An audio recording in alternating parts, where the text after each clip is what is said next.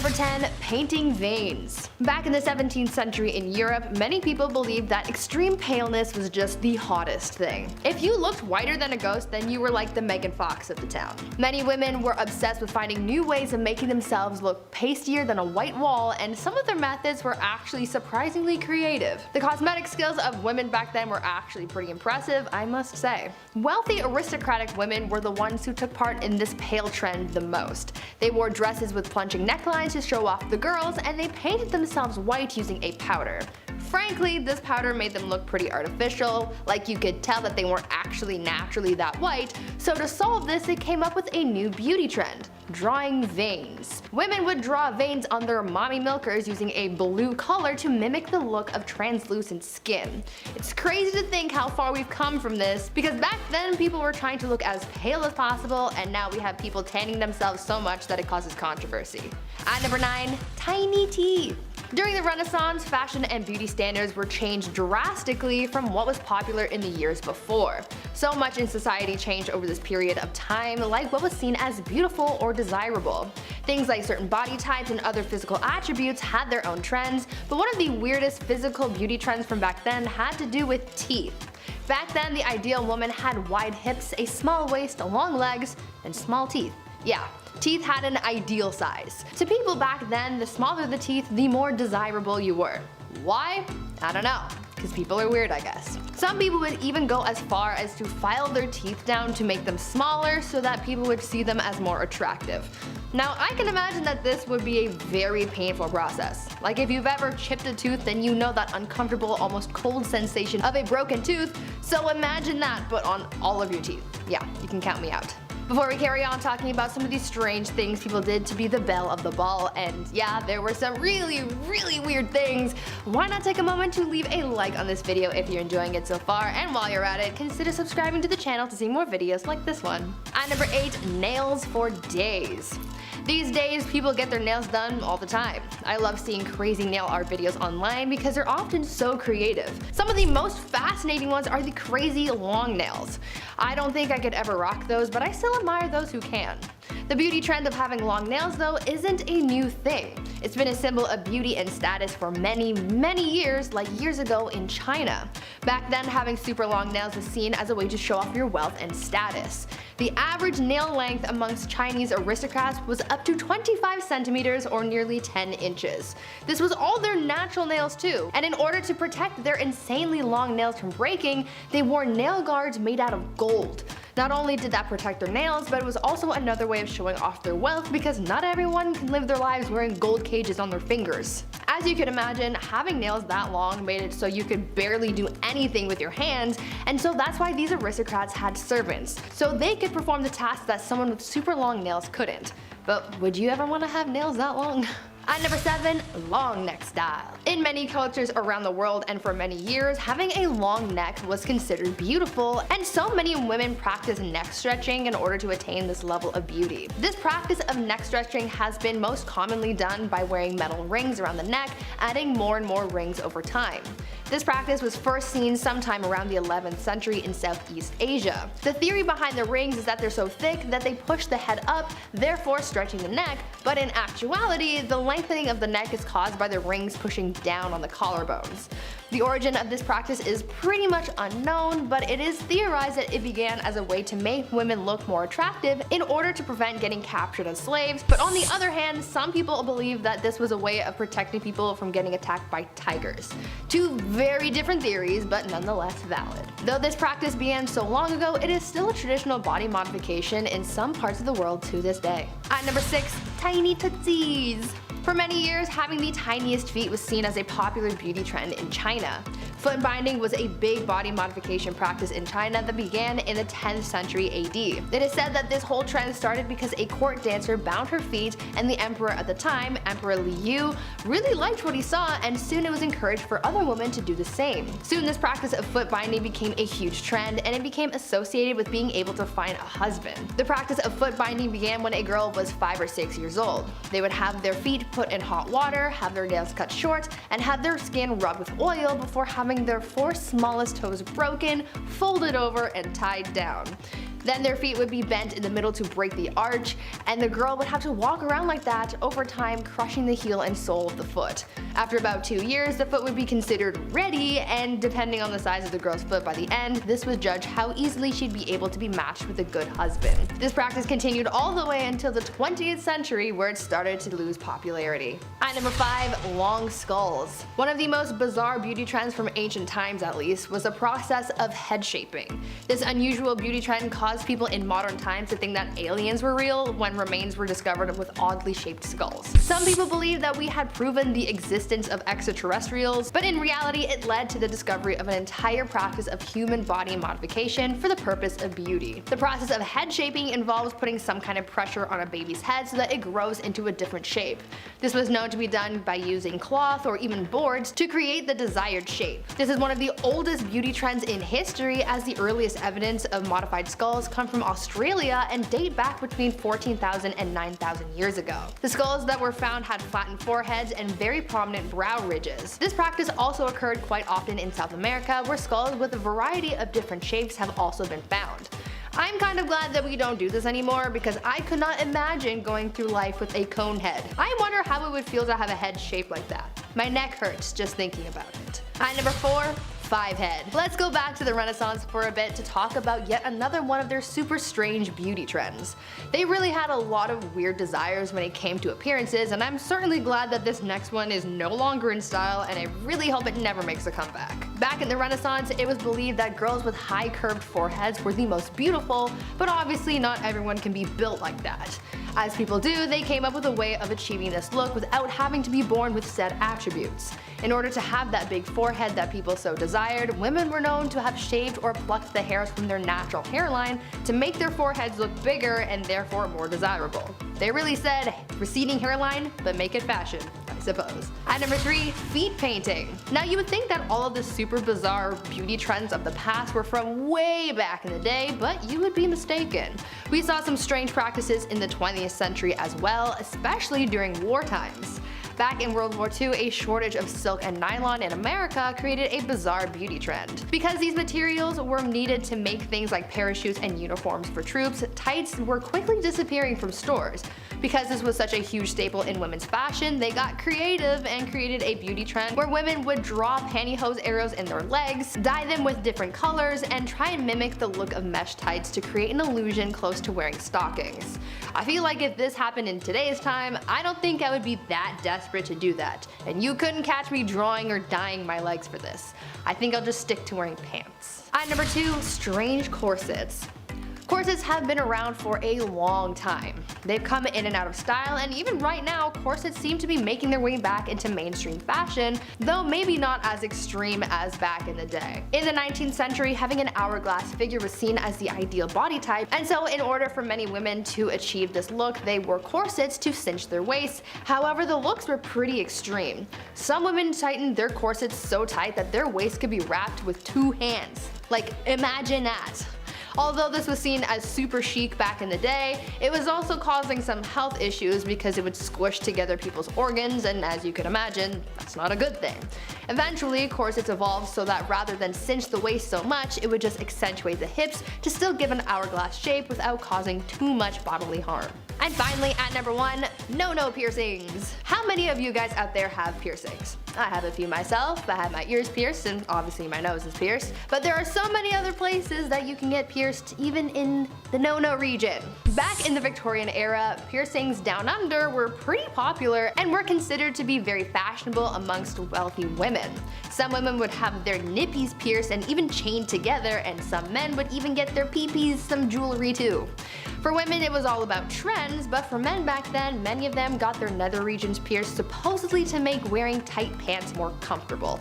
This piercing was called the Prince Albert, and it was given that name based on the legend that Prince Albert got his little prince pierced in order to hide the size of his junk underneath his clothes. Whether or not that's actually true is beyond me, but I would imagine that getting that piercing would be painful. Absolutely painful. But remember, in the wise words of Beyonce, pretty hurts. Oh boy, was she right. Number 10, not bathing. Let's start off strong. So obviously hindsight is 2020. We know a lot more about personal hygiene now than we did, then and as well in like middle school, because high school locker rooms, what the heck. Without the knowledge of germs and disease, not bathing seemed like the logical next step for a lot of people, even though it made you smelly as all heck. When the Pilgrims arrived in Native America on the Mayflower, the indigenous tribes often referred to their horrid smell. An account from a member of the Patuxet Nation even tried to convince them to start washing themselves. They were like, come on guys, it's enough. They washed their hands and faces, but they rarely washed their whole bodies. Though they believed cleanliness was next to godliness, that didn't necessarily mean they needed water to do it. They believed that should they submerge themselves, they risked disease. This could be because they dumped their daily duties into the water, so that's likely. So instead they took dry baths where they wiped themselves down with a dry cloth, but it didn't really help much. Number 9, bedpans. It's always the worst when you get tucked in at night, you start to fall asleep, you're starting to doze off, and then you realize you need to pee. It's the worst. You gotta get up, walk down that long, scary hallway, blind yourself for 2 minutes, and then get cozy all over again. Well, in the Middle Ages, you would just toss your full bedpan out the window. Easy peasy, heads up. Oh, oops. It's so gross. Or sometimes, if you were feeling a little lazy, this was also common, you would use the bedpan and then just slide it back underneath your bed and go right back to sleep. If anybody ever gives you shit for having cups in your room, show them this video, show them this history. You're fine, you're not that bad. Back in those days, we weren't exactly aware of the disease that we threw out the window as well. Most of the time it was number 1, so the rain could just, wash away the yuck, but these buildings were only one story. It wasn't going anywhere. If you were tossing anything out, you'd be stepping over it the next morning on the way to, the public execution or whatever. Number 8, a lead facial. Today, if you have tan skin from that hot summer glow, it implies that you have had enough leisure time to acquire such a hue. Getting a tan is the thing unless you're like me and slather on that sunscreen for health, and so you look like a newborn baby when you're 80 years old. However, it was the opposite in times of old. If you had sun-kissed skin, that meant you worked hard in the fields, a symbol that you were a peasant or of lower class. If you were rich, you tended to have much paler skin, therefore implying your status, but simply staying out of the sun wasn't enough. Elizabeth I used a combination of lead and vinegar to achieve a bright white complexion and to hide her smallpox scars. The compound was called ceruse. This tradition even goes all the way back to women in the Roman Empire. A well-known actress named Kitty Fisher was also said to have died from the material as it slowly poisoned her with daily use. The material would add blisters, so she'd put more on to cover it up. Same with Elizabeth, and yes, slowly you understand. Number 7, Victorian Laundry Day. You spill some mustard on your shirt today, that stain will be gone by time you get home. We're pretty advanced when it comes to quick stain removal today, but like the Romans, which I'll talk about later, it wasn't always smooth sailing. Take the 18th century for example. When Laundry Day came around, it was an event. It was like an ultimate chore. They had to take daylight in consideration and plan their washing days, as in more than one. The Victorian era was exhausting. They would soak their clothes overnight, then the next day would be spent soaping them up, boiling them, rinsing, soaping again, rinsing again, maybe soap one more in case there's too much pee-pee, and then rinsed another time, wrung out, mangled, laid out to dry. Hence the sunlight timing, starched and then slowly ironed. Cut to today, we have to encourage adults not to eat Tide Pods or drink bleach. We'll get there, maybe, I don't know. Number 6, wigs and makeup. When you don't bathe and are overall just smelly, you're gonna need to do something to cover up whatever the heck is building up beneath that bodice. Wigs would have never become as popular if it weren't for a very specific venereal disease called syphilis. By 1580, the STD was the worst epidemic since the Black Death. Patients clogged hospitals, and without antibiotics or protection, things got pretty nasty. Sores, blindness, rashes, dementia, and patchy hair loss. Thus, for the sake of keeping up appearances, wigs came into fashion. Also the makeup I mentioned before. Balding was a huge humiliation, so they made wigs out of horse, goat, and or human hair. They also cover the wigs in powdered scented with lavender or orange to hide any foul odors, and as we suspect, there were a lot of foul odors. They weren't stylish until 1655 when the King of France started losing his hair and had 48 wigs made. Then 5 years later, his cousin Charles II of England joined the train, and suddenly powdered wigs became like the next best thing. Wigs did help curb the lice problem though, because the human hair had to be shaved in order for the perukes to be worn, but the wigs themselves had to be deloused often. And yeah. Number 5, urine deep. Turns out we used pee for a lot of things back in the day, and today we still do? Question mark? The Romans used urine to wash their clothes, and even more impressive / gross is the fact that they used urine to help with inflammation, burns, or skin disease. Yeah, pee was the #1 trick. Get it? Number 1? Okay, we'll move on. Best way to whiten that smile was not a Crest white strip, but rather a facial mask dipped in the mellow yellow. Just pee. This is so gross. We mentioned on this channel before that Gladiator sweat was once bottled and then sold. Well, their pee as well was sold as this beauty product. Clean out those pores with a drop of Igor. Get it while it's hot, folks. This is extremely gross, obviously, but it does make sense. The ammonia in urine kicks stains away for good. That's why they would wash their clothes in the same way. Now we get it. History. Gross. Number 4, rush plants. Today we use chic shag carpets that, you know, really tie the room together. Sips White Russian. But back in the olden times, they used something called the rush plant to pad their floors. But the thing was, this layer of dense plant material was a breeding ground for nits, ticks, and other creepy crawlies. It was a really unsanitary situation, but like, what else were you supposed to do? However, this kind of flooring made them vulnerable to disease and infection. The reason being, as these floors would not be renewed for sometimes 20 years, the bottom layer, left undisturbed, would accumulate a lot of really gross stuff like animal droppings, feces, the piece of grizzle you dropped that one time, fish scraps, whatever. So it was just not, it was like basically a swamp down there.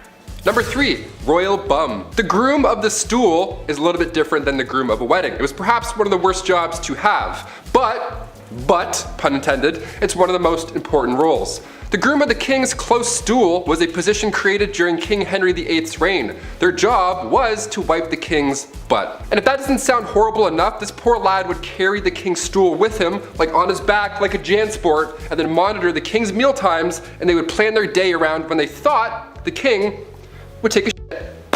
I would be so anxious if a guy wearing a box toilet was just hanging out near me. He's like, hey, you feeling alright, boss? You good? You feeling full? That was a lot of bread earlier. You sure? Alright, take 5. Just, I don't know. Just take a look. I don't know. I'll let you be. Just jump. You must be thinking, what poor soul got stuck with this job? Well, this job was an honor, my friend. Sons of noblemen were awarded this role. You would get pretty close to the king, I mean, obviously, but as time went on, these grooms became secretaries to that king. Pretty good upgrade. Eventually, getting a higher pay and benefits. Yeah, I would hope so. Even the king's walking, talking toilet gets dental back in the day. How neat is that? Number 2, eagle dung. I'm honestly not even sure what to say about this. You know? You have to have some kind of magnificent conviction to be like, I have no reason to believe this is true, but I'm 110% sure that bird dung will fix it. Like, that's some kind of confidence I don't think I'm ever gonna get. Eagle dung was a common substance found in the birthing room of all places.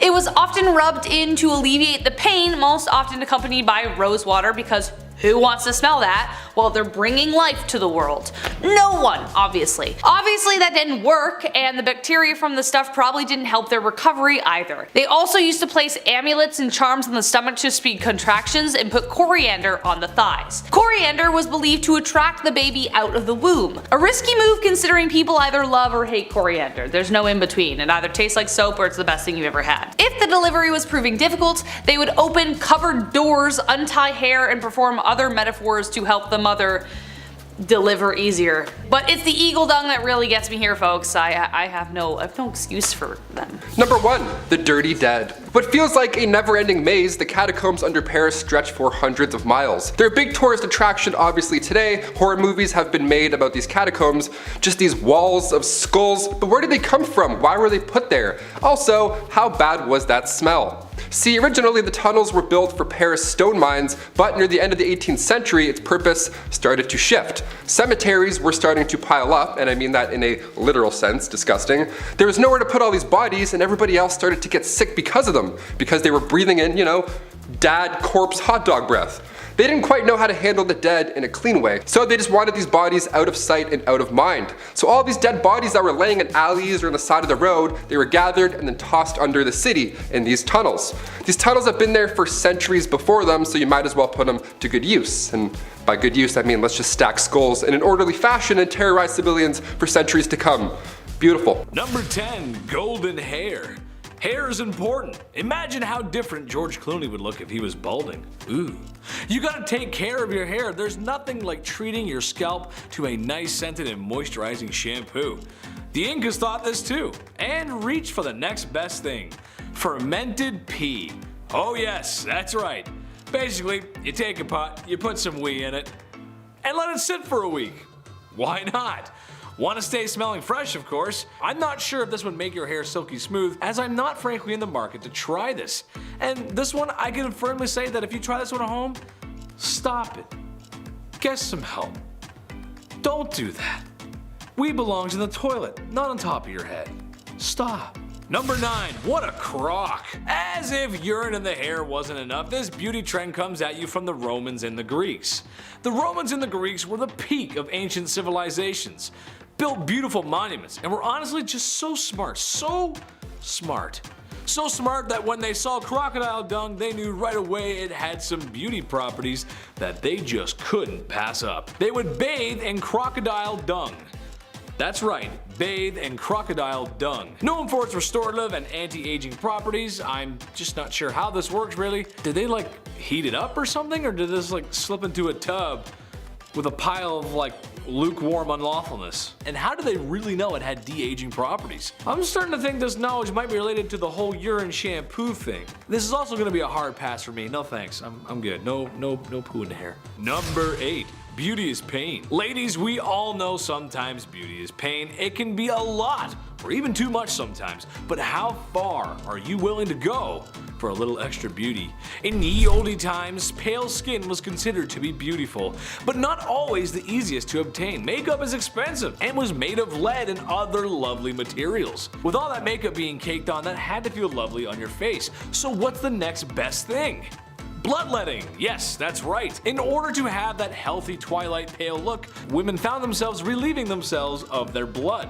Bloodletting was used for other medical reasons at the time as well, but why not get 2 birds stoned at once? Stay healthy and achieve that beautiful complexion. I unfortunately pass out at the sight of someone else's blood, so the loss of my own just to be pale would not bode well for me. I will have to hard pass on this trend as well. Plus, look at these rosy cheeks. I don't want to lose that.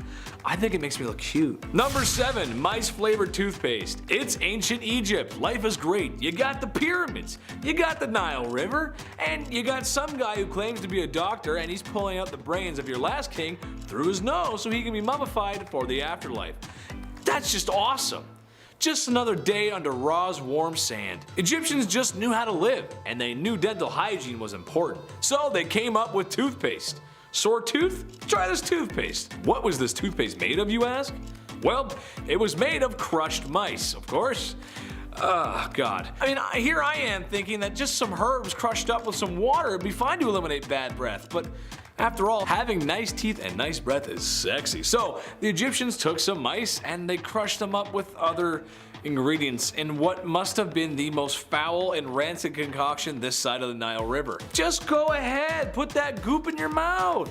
You'll look okay, you'll look great after. Oh, just brush it on there, smells great. Oh, that's amazing. Number 6, pearly blacks. Here's another beauty trend brought to you by the horrifying things we as human beings can do to a mouth. In Japan, there's a practice called ohaguro, which just translates to blackening of teeth. Japanese women would essentially, over time, dye their teeth black. Another dual purpose, as it was thought to preserve teeth in old age, and was seen as a sign of beauty. Something that separates humans from beasts, or so they thought. The dye itself was similar to some inks, as the process involved dissolving iron, vinegar, and some oils. After this process, a concoction is made that is a non-water soluble and acts like a dye when applied to the teeth. Yet again, as a semi-charming internet host, I am going to pass on this opportunity. Plus, who am I to judge? Japan has given us lots of fun stuff, lots of great stuff. They're awesome. Mario, Zelda, Little Mac. Basically, I'm a Nintendo nerd, so I can never speak ill of the land of my favorite games. Even if the whole black teeth thing only ended like 150 years ago, which, when you think about it, isn't that long ago. Number 5, rationing legs. World War II was a war fought everywhere, and that includes at home. Go ahead and ask your grandparents what it was like. It was only a nickel for a bus ticket, and the movies had newsreels. Yes, it's 3 o'clock and I'm ready for dinner. See, that's what they say. Go ahead and ask them, they'll tell you. Well, okay, Grandma, but on a serious note, people had to ration food for the war effort. They also had to ration other goods that you might not expect, like ladies' nylon stockings. In Britain, nylon stockings were all the rage, but the materials for such were needed for the war effort. So the Gravy Browning Company came up with a bright idea: just paint your stockings on. Some women actually did this, and sometimes would even draw on the seam with an eyebrow pencil just to make it look like the real thing. Ooh. However, I just cannot see this being a great idea. I mean, it rains a lot in Britain.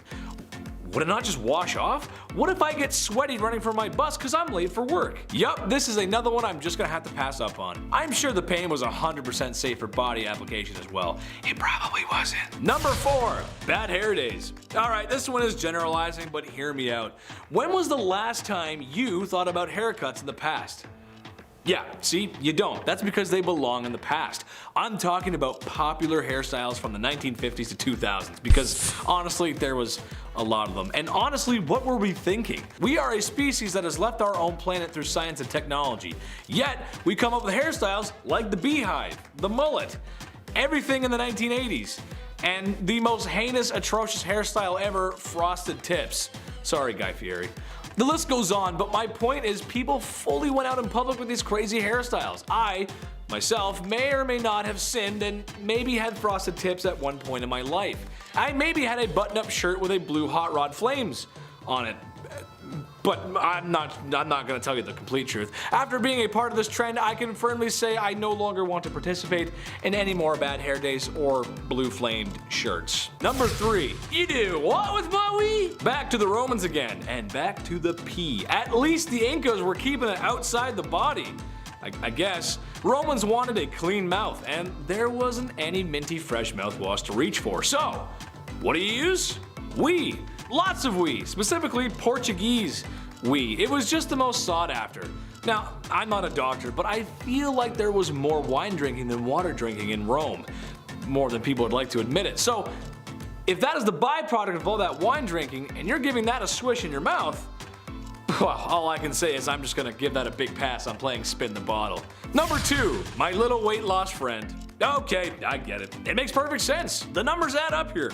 But all I'm gonna say is the chief knows medicine, and he said this is a hard pass for me, and it ain't it. If you want to shed that extra winter weight and be beach body ready with minimal effort and still enjoy deep fried chocolate bars, then you have only one thing to do, and that is swallow tapeworms, where a tapeworm will grow inside your body and help eat those unwanted calories. Trouble is, you can get very sick, and if the tapeworm attaches itself to something that is, well, vital for your living, you're going to have a bad time.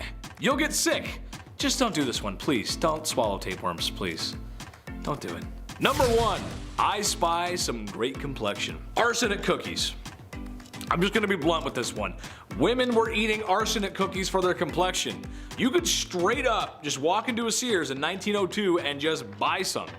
It says it's safe on the box. For people who aren't familiar with arsenic, it's poison. Spies often carry one in pill form to unalive themselves in case of capture. At this time in history, it was no secret what arsenic was. This is just kind of weird, like putting ketchup on your eggs. Kind of weird. That's just a joke. We're having a debate here in the office, and I'm just curious to see who does that. But back to the poison. It was not safe, and over time, with lots of exposure, you can get very sick.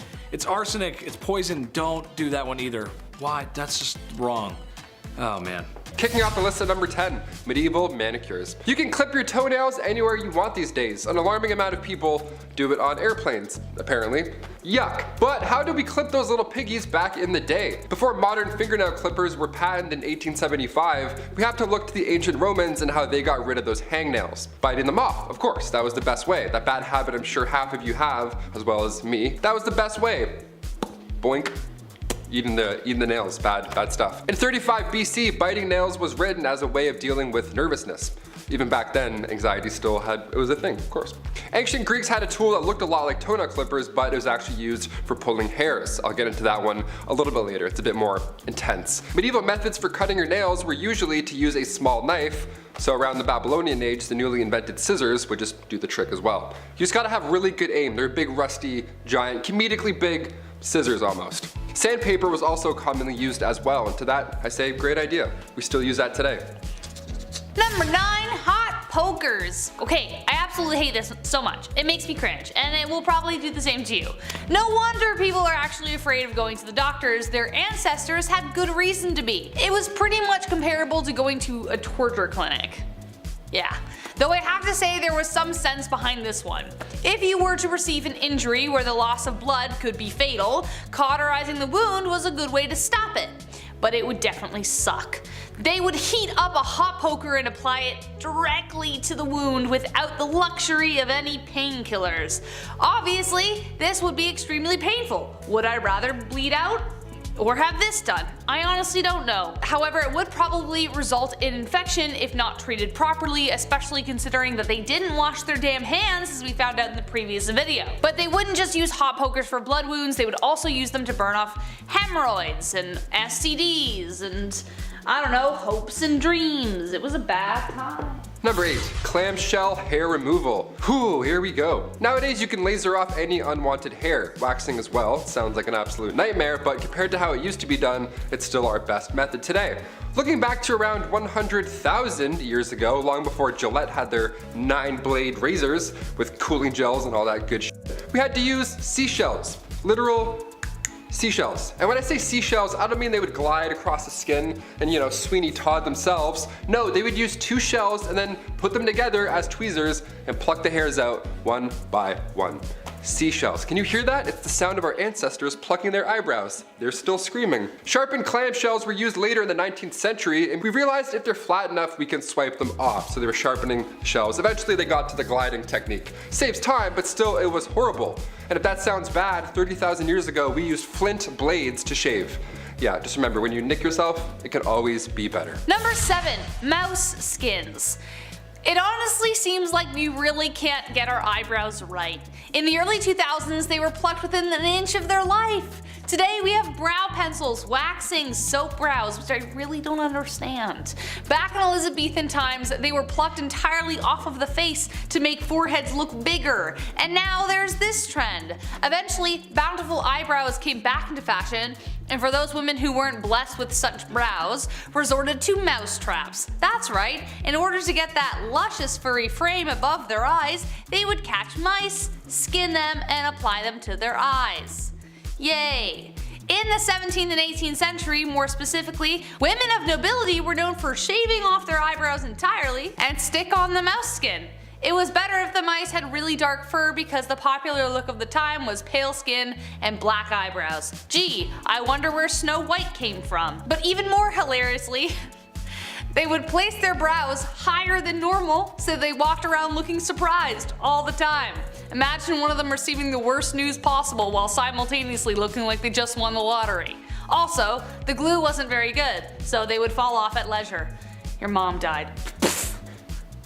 Oh no! Like, what the heck? Number 6, horsehair dental floss. Yeehaw! Okay, despite how annoying dentists can be sometimes, flossing is vital when it comes to mouth cleanliness. But using horses' hairs to do so, that just sounds counterproductive, no? Early human remains were studied and it showed these grooves in between their teeth. So they would sharpen these little sticks on both sides or use horsehair to get those hard to reach places. Even back then, way in ancient times. If it wasn't horsehair, it was thin, long twigs. Honestly, I'd rather use the twigs. At least that has like a scent of some sort. I don't know, like minto green, something like that. Horse back? No. It really wasn't until 1815 until a New Orleans dentist named Levi Spear started to use silk thread to floss in between the teeth instead of hair. Thank you, Levi. As fun as horsehair flossing sounds, I'm gonna stick to the spearmint. Spearmint. Levi Spear. Wait a minute. Number 5, crocodile done the deed. Again, I'm saying this again. Who had the gall? Who had the damn audacity to look at a steaming pile of digested animal excrement and go, you know, that will work for insert problem here. Once again, I put the question, how the heck did we survive? Nevertheless, we are here once again to bring to you yet another animal poop cure-all, and this time it was for contraception. Yes, in ancient Egypt, women would use crocodile dung as a contraceptive. Yay! Now, crocodiles were worshipped and sacred to the ancient Egyptians, so that could be one reason why they thought it would help. They would mix it with sour milk, to make it a pasty kind of poop dough with a hope that would create an acidic barrier to sperm. Kind of like a dungy version of a diaphragm or a cap used today, but covered in spermicide. We had to start somewhere, but I honestly can't think of a better way to kill the mood. Hold on, honey. Gotta shove some poop out there. Number 4, sulfur for freckles. Ooh, this next one gets me hot. This next one hits too close to home. Sorry, frecklers. I love my freckles. Every summer they pop harder and harder. Better, faster, and stronger. I love them. But back in the day, there were some pretty insane methods to get rid of them. I know, get rid of them. How could you, right? How dare you? Having freckles in ancient Roman days meant you couldn't participate in your favorite magical rituals. Yeah, sorry Balthazar, I'll catch you the next meeting I guess. I'm gonna go wash up. Having freckles meant you were impure or polluted. And in ancient Greece, having a beauty mark or 1,000 on your face or cheek meant a bright future was in store for you. So depends really where I am. I'm like, huh? Medieval Europe, moles or freckles meant that you were for sure a witch. Great.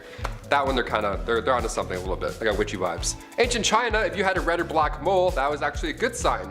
But a brown mole, like this one, meant grave warning signs. Eee. So depending where and when you were, that freckle that you named when you were 7 could have possibly changed your entire life. In places where freckles weren't desirable, sulfur was used daily to get rid of them.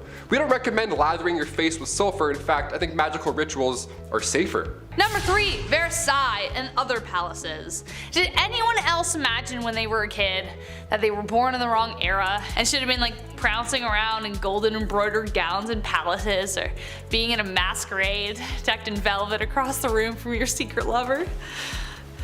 Some more than most. Except there is a lot missing from that fantasy, specifically the smell. You'd think a place like Versailles with like halls of mirrors and lots of gold everywhere would be like the cleanest place to live in the 18th century, but the reality was stomach churning. Remember that red velvet dress? Well, that hadn't been washed in God knows how long, and you were stuffed in a room with people wearing the same thing, and everywhere was a toilet. That's right, nobles didn't wait to empty themselves in a chamber pot or bathroom of some kind. Versailles was their toilet. They would relieve themselves in empty fire pits, imagine if it was occupied, in the stairwell, behind doors, wherever they felt. Sounds too ridiculous to be true? Well, take this 1675 report of the Louvre Palace in Paris, and I quote, "On the grand staircases, behind the doors, and almost everywhere one sees, there are masses of excrement. One smells 1,000 unbearable stenches caused by calls of nature, which everyone goes to do there every day." Unquote. Things got so bad in other palaces, Henry VIII even had to decree that cooks in the royal kitchen were forbidden to work naked. Why were they working naked? I don't know. Or in garments of such vileness as they do. So as for my first point, I think I was born in precisely the right era. Number 2, finger food. You ever go to somebody's house for dinner and they have like 15 forks laying in front of you? Just way too many utensils for no reason. That's why I like nachos, okay? It's not intimidating. Burgers aren't intimidating. You can just eat with your hands and get messy. It's easier. It's way more fun as well just to dive in and make an absolute mess. Like medieval times, for example, they had cutlery, but you had to be somebody fancy to have it. Most of the population, being poor and all, had to eat with their hands. Chopsticks were first used during the Shang dynasty. The oldest chopsticks ever found went as far back as 3000 BC. But come 400 AD, China's population spiked, resulting in a lack of resources for food. These stirring sticks now got a lot smaller to fit for their smaller portions, and that was the start of chopsticks. Fun fact, come the 16th century, the rich and fancy carried their own set of forks with them to their royal dinner. King Charles V of France had a vault with a few forks in it. He's like, hey, check this one out. Bing. That's how rare that kind of metalwork was back in medieval times. I bring plastic forks to work. Does that count for something? I have like 2 in my backpack, maybe 3. Number 1, and last but not least, a gong farmer. Adding to that fantasy I spoke about earlier, living in a castle with a glistening, sparkling moat. What moat could you want? Well, I'm sorry to say that moats often doubled as toilets. Very often when castles were built, the toilets would be built high up in the castle, hanging over the moat, so that it would just drop right in there. But another way they would deal with their droppings was to build a toiletry over a cesspit, kind of like an outhouse, or kind of exactly like an outhouse. Except at one point the cesspit would fill up. Enter the hero of the hour. Today we have people with machines who do it. Somebody actually had to go in there and do it himself with their bare hands. Friends, remove your hats in honor of the Gong farmer. Their job was to get on in there, shovel it out by hand, and ferry it to a spot where they could bury it. It was a dangerous job for a multitude of reasons, the top ones including the pits were often riddled with disease, and they were often quite deep. So as a result, they were paid very well for the time to sweeten the fact that no one would go near them, so they would be forever alone. But even then, lives were lost. One man by the name of Richard the Raker fell into one and drowned. What a way to go. Number 10, Face Off. Alright, so it's the 1900s, and technology has gotten good since the 1800s. That means a better life for everyone to enjoy. One such advancement was in women's cosmetics. Introducing the Radia, a brand of makeup that's formulated to make you glow, ladies. And if you don't glow, you can't shine. The secret ingredient? Radioactive materials. I honestly can't believe that this one is real, but yep, here I am. Yes, their makeup products contain concentrations of radioactive material to give you the facial boost that you need, tighten the skin, get rid of wrinkles, and literally make you glow. I'm not a doctor, and you probably aren't one either, but I don't think I have to tell you that applying nuclear material to your face every day before work is not a great idea. In fact, it might be a speedrunning strategy to see how fast you can end up in a hospital for radioactive sickness. I read a report from the chief, who's a nuclear scientist, and he said that's not it. Number 9, Nailbiter. There's a short amount of time on the clock. The scores are tied and your favorite team's player steps up to the pitch, plate, or wherever they need to be. Beer sweats begin to drip down your face onto a jersey that should have been thrown out 2 playoffs ago. The nachos and chicken wings that were once plentiful on your coffee table now lay barren with emptiness. This is what most sports fans would call a nail biter. But all Super Bowl predictions aside, is not what I'm talking about. I'm talking about in ye olde times, trimming their nails. How else but with the set of pearl chompers the Lord hath given you. That's just how people did it. Yes, that's right, they bit their nails off. Which even today is kinda gross. You gotta use the old noggin for a minute and think about how clean people's hands were. No running water, no modern toilet paper.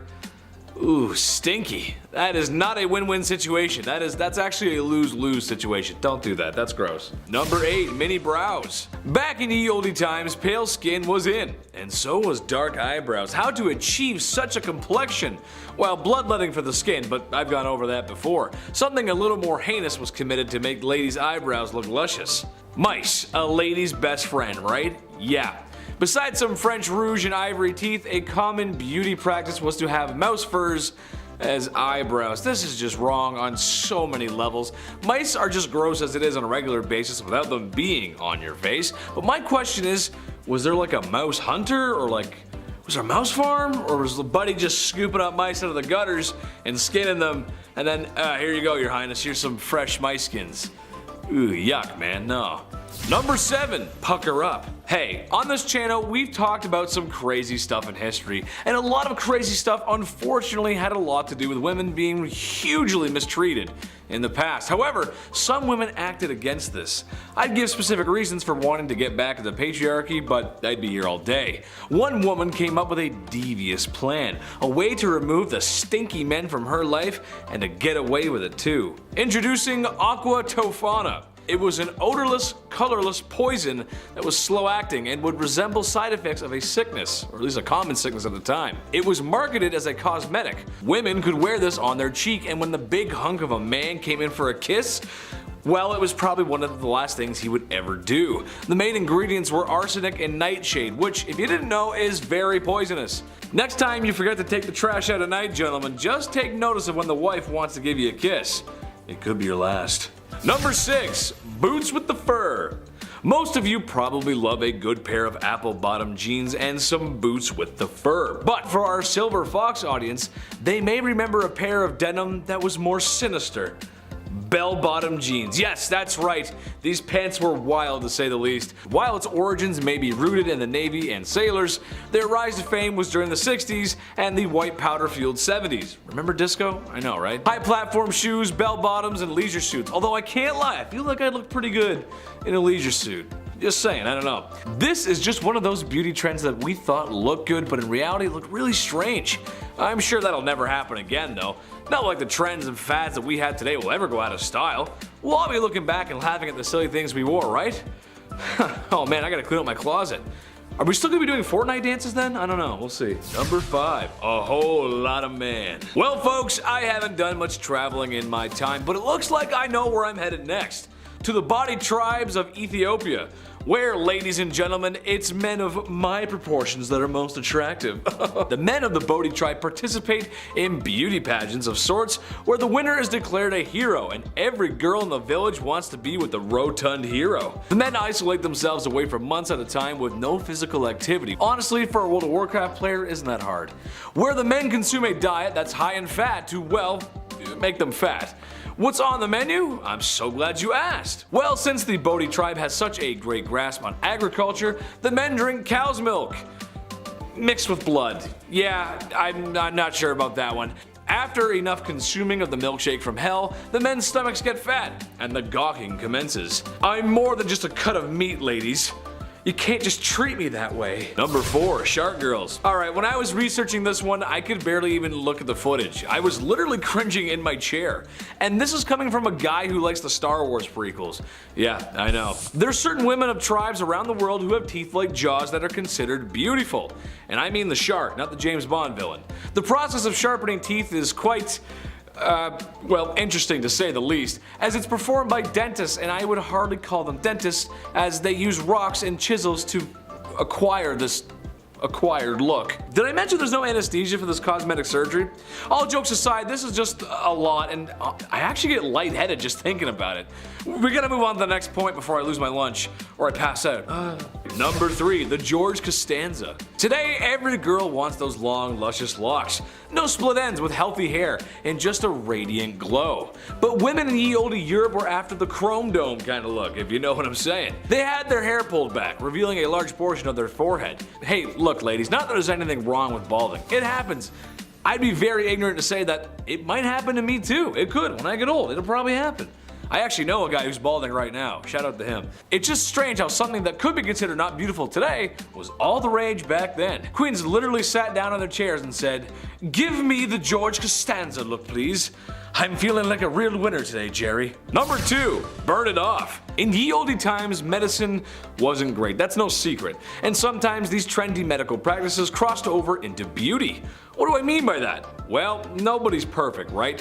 We've all got bumps, bruises, blemishes, zits, pimples, scars, moles, spots, freckles, skin tags, eye bags, boils, bunions, warts, dark spots, and some emotional damage that a therapist or a bottle of vodka could not fix. However, when people in the ye olde times needed to remove any of the list I just mentioned, besides the internal suffering that is chronic depression and anxiety, they use hot pokers. No, that's not medicine, but rather the same kind of hot poker that you put in a fire.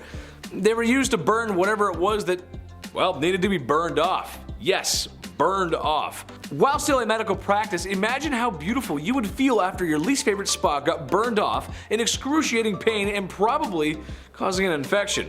Are you ready? Here it comes. I'm gonna do it twice in this list, but I'll let you guys finish it. Are you ready?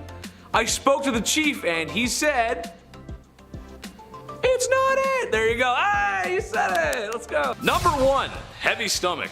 We as humans need food and water to live. Water honestly being number 1. I mean, I could eat a little bit more, but water's more important. But it is what it is sometimes. People in the past had no choice but to build water pipes out of lead. Sure, maybe it wasn't common knowledge that the lead was toxic, but a lot of people did know. So that's why all the cities that sparked up during the Industrial Revolution were built with such. Lead as a material did make sense as it was cheap and easy to use, so that simply outweighed the health risks of lead poisoning. Lead was a common material in other products as well. But when your drinking water is supposed to be fresh, maybe it's time to spend a little more so we don't end up, spending a lot more on healthcare for lead poisoning. After years of being underground, the pipes corrode and leak toxins into the water stream. It's why in older cities, a lot of time and money is spent today replacing old pipe infrastructure. To me, it's a classic case of, let somebody else deal with it, I'm sure it's fine. Well, I'm off to go work in a completely safe asbestos factory. I'm sure there's nothing wrong or bad in there. Kicking off the list at number 10. Wiper no wiping. On part 3 of the series, we of course brought up the worst job in royal history, the groom of the stool. Wiping was a royalty. We didn't have the fluffy bear family telling us to hashtag enjoy the go, where they use an incredible amount, just a wasteful amount of toilet paper. Those bears, so wasteful. We had to improvise back then and use leaves. And by we, I mean medieval peasants, not us. We discussed Romans just pooping through cold cement benches, but what did they use to wipe after the fact? Well, that was the sponge on the stick method, which I'll be honest, that's my favorite of the ancient methods. Because you know somebody had the perfect stick, right? Like one that was like, just the perfect angle to really get in there. No, the sponge on the stick wasn't that fun at all. It was actually communal, it was all bad. You had to share it, be like, oh, okay. Here you go, sir. Early Americans used brick-lined pits, and that was their washrooms. This was around the time of the Declaration of Independence, and besides human waste, people would dump anything in these toilets. They found a window in one of these pits. A window. Some poor guy hit a window. Can you believe that? And as for wiping, are you ready? Dried corn on the cob, that's what they would use. Yeah man, next time you do that corn on the cob butter trick where you like spin it through the butter, all nice and smooth, keep that in mind. Number 9, just pull it. We've talked about brushing your teeth with urine, we've talked about using horsehair for dental floss, but can it get even more bizarre when it comes to oral cleanliness? Yes. We still do this method today. If a tooth is beyond repair or it's causing an infection in your jaw, yeah, just pull that sucker out. See ya. Sometimes it's the only option. Sometimes. Back in the day though, this was the best and only method. Sore tooth, maybe a cavity, something's not feeling right, maybe your gums are just hurting, maybe you bit down on a bone, no problem. Pull it. No matter what the case is, just yank it out. Dentists weren't a thing in the Middle Ages. Dr. Downer didn't politely remind you to floss more, you know what I'm saying? But they did have a barber, the fastest dentist in the game. Barbers were responsible for obviously cutting hair, but they too would pull teeth and they would bloodlet. This guy must have been in the weeds every single day. He was so busy. Yeah, just a little off the top, maybe a little bit of blood at this, a couple of molars too, classic 3-in-1 appointment, you're good, debit. If you walked into the barber shop and you were bald, he already knew what was up. He was like, all right, I'm gonna start warming up the arm here. And if you think that's weird, well, let's go a little bit more recent for this one.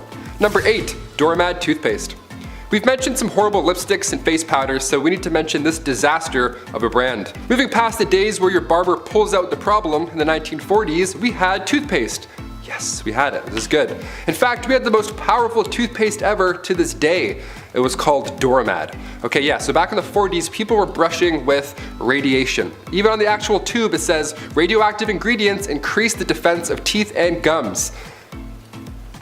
Okay. These cells are loaded with new life energy. The bacteria is hindered in their destroying effect, leaving behind a pleasant, mild, refreshing taste. Ah, yummy.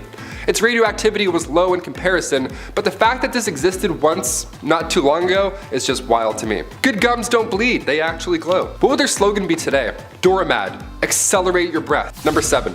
Shards and shards. Oh, you thought we were done with the bum bum history. Think again. This is a part 4, and honestly, I could do 4 more parts on wiping alone. It's a pretty big deal, it's nuts. We don't realize how lucky we are. During the pandemic, for example, one of the first things people stocked up on was toilet paper. It's worrisome to not have 6 rolls on standby. You start getting anxious, right? You're like, oh, but what if I eat some lobster? I don't know. Whatever makes your tummy upset. Now you know a little bit more about me. But nobody did it like the ancient Greeks, and I mean nobody. Survey says ancient Greeks would wipe using broken pieces of ceramic. Oh my god. They would even sometimes write the names of their enemies on this piece of shard and then wipe. Isn't that wild? It's like, I'll show you by wiping with ceramic with your name on it. Gotcha. Yes, this obviously led to major health problems, and according to the British medical journals, 3 pieces was often enough. 3 is still a good number today. That's a comfortable fold, but ceramic, no, there's no way. No way. It was the better alternative, believe it or not. The other was actually sharp seashells. Number 6, deodorant. Before the Old Spice guy was even born, what did people do to smell good? What? Deodorant was first introduced to the public back in the late 1800s. It was called Mum. It was a cream that used zinc oxide and it was stored in metal cold containers. Nothing like Speed Stick at all, not even close to being discreet. You can't put this stuff on the bus. They're gonna be, what's that guy doing with that jar of goop? Ancient Egyptians used ostrich eggs when it came to ancient deodorant. They made perfumes and were amongst the first to try any type of deodorant. So, thank you.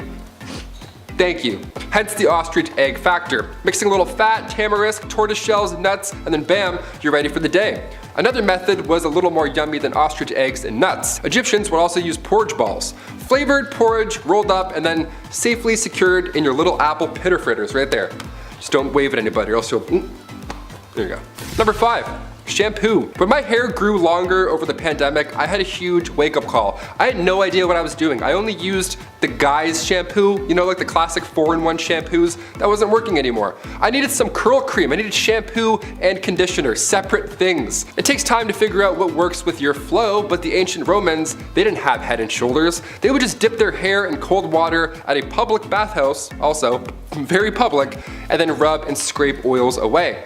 Lime wire was also used to wash your hair back then, but that was horrible. It's just as useful as lime wire. Sometimes Europeans wouldn't even use water at all. They would just rub their head with bran before bed and then brush it out with a comb in the morning. Yeah, bran. I used dog shampoo once by accident. Honestly guys, I'm not gonna lie. There's something they're not telling us. It was too nice. Number 4, Aqua Tana. Not to be confused with Aquafina, which is also pretty horrible. Aqua Tana was hot in the 17th century.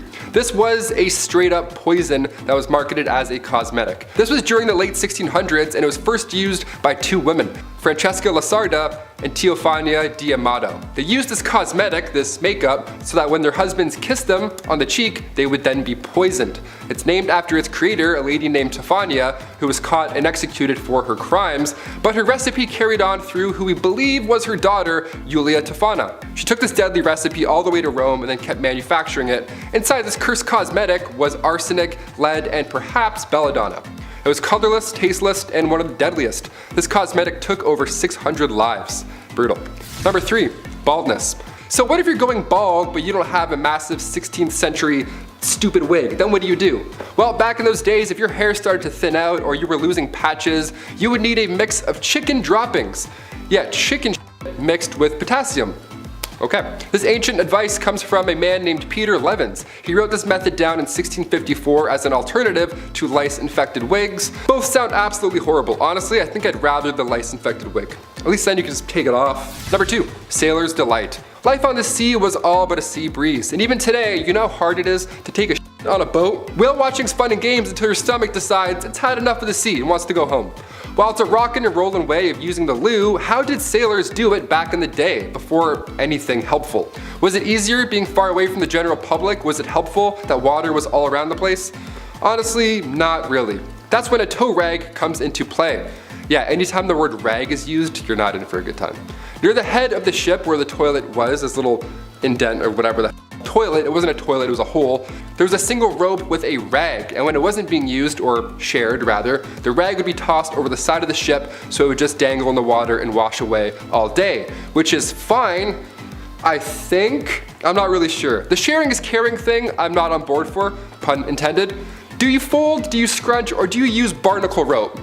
How do you do it, guys? Comment down below. Number 1, Q-tips. I love Q-tips a lot. I do 2 at the same time, and then I flip them, and then I do it again. Yeah, I get them twice. The first one for cleanliness, and the second one because it's for me, because I feel like it. Sue me. My eyes roll right back. It's the best. If COVID tests were done through your ear, I'd be getting tested twice a day just for fun. Q-tips, most of us know by now, weren't exactly made for cleaning your ears. As much as we only use them for that, Q-tips were invented in 1923 by a man named Leo Gergenzang after his wife stuck cotton balls to the end of a toothpick. Sounds a lot like she invented Q-tips, but sure, we'll roll with it. From 1923 to 1926, they were named Baby Gays, and then Q-tip Baby Gays, and then finally just Q-tips. Baby Ray's is like, too close. Sweet Baby Ray's is like way too close. Our sauce is not even close to that product. Back in those days, Q-tips were actually dipped in boric acid first before being shipped out. They were intended to sterilize wounds. After this, there was even Q soaps, Q oils, Q creams, Q cards, whatever, you name it. Anything that made you a QT. So what's this rumor that they're not supposed to be used in your ears? Like, sorry, what? What's that all about? Is that real? Well, in 2008, otologist Dennis Fitzgerald brought forward concerns about Q-tips and how they're really pushing earwax further into your ear canal, leading to possible infections. When Chesbrough Ponds bought the company in 1962, they added the warning on the box, a warning we all gladly will still ignore, like I said at the beginning. I take one look at my earbuds and I'm like, yeah, I need 4 Q-tips right away. Kicking off the list at number 10, skincare routines. For a long time now, having pale skin in Europe meant that you were among the wealthy, because in the 17th and 18th century, this suggested you could enjoy the indoors. You didn't get sunburns working outside all day, aka wealth. Keep in mind, this was long before sunscreen was ever even a thing, so at the time, the best thing to wash your face with was something called chemical wash. That was a mighty wash. This thing packed a punch, that's for sure. This wash would ideally get rid of sunburns, pimples, ringworms, smallpox, scurf, or morphew. I don't even know what scurf is, but it sounds awful. I don't want it. And your skin afterwards would be pale and literally glowing. Thing is, all these foundations were made with old-timey, horrible, poisonous recipes. One of these facial creams, I swear, I'm not making it up, was literally this. Steep the lead in a pot of vinegar and rest it in a bed of horse manure for at least 3 weeks. What? I'm trying to get rid of bags under my eyes. How am I supposed to steep lead? What am I, Walter White? I don't know how to steep lead. I can barely steep tea, let alone lead. Moving on, I'm upset. Number 9, natural or painted. Today the internet is full of makeup tutorials in every corner. Doesn't matter what style you're looking for, help is now available. You can learn how to draw on eyebrows while listening to a true crime story. You know what I'm saying? It's perfect. The makeup game is crazy, but back in the 1800s, you only had 2 looks to choose from, really. You had the painted look or the natural look. Natural was light on the makeup, more of a paste look than anything, almost like you're a Victorian painting, you know? One of those. But to achieve the lighter look, Europeans would use actual paint, like paint. Just lead-based paint. And the most important part of applying this is that you can't smile. You can't even move at all. Any emotion will cause the paint to literally crack. Again, that's why all these paintings are so serious. Madame X, the portrait of Virginie Amélie Avegno-Gautreau, originally painted back in 1884. At first, Sargent made the woman's strap slipping off her shoulder. That was a little, scandalous, a little oopsies.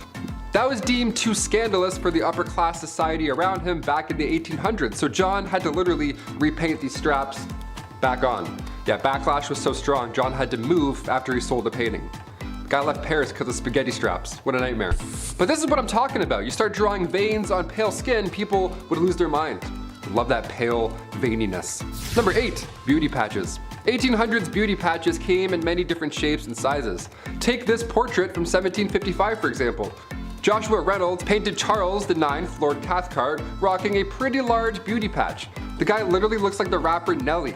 That's massive, it looks like a band-aid on his cheek. Whereas other fabrics used in the 18th century were much smaller. They were tiny circles, hearts, stars. If you found this, you'd think somebody was gearing up to go to an Arctic Monkeys concert. They were often used to cover up smallpox scars. They were made out of silk velvet and they were applied with glue. Now the patches were dark black to make the pale pop, but the location of where these went also had purpose. A beauty patch in the corner of your eye meant that you had a lot of passion. On the forehead, that was meant to be majestic, and a dimple patch, oh, well, you're a cheeky one. That's the scandalous one you are.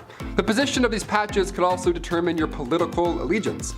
Historian Joseph Addison took notes on these positions when observing 2 parties from the 1800s. One party had patches on the right side of their face and the other had the opposite. That's like switching jerseys back in the 1800s. You're like, this team sucks.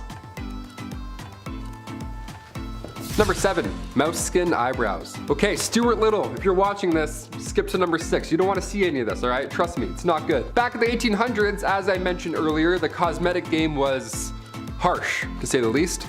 The eyebrows too, they had a rough go.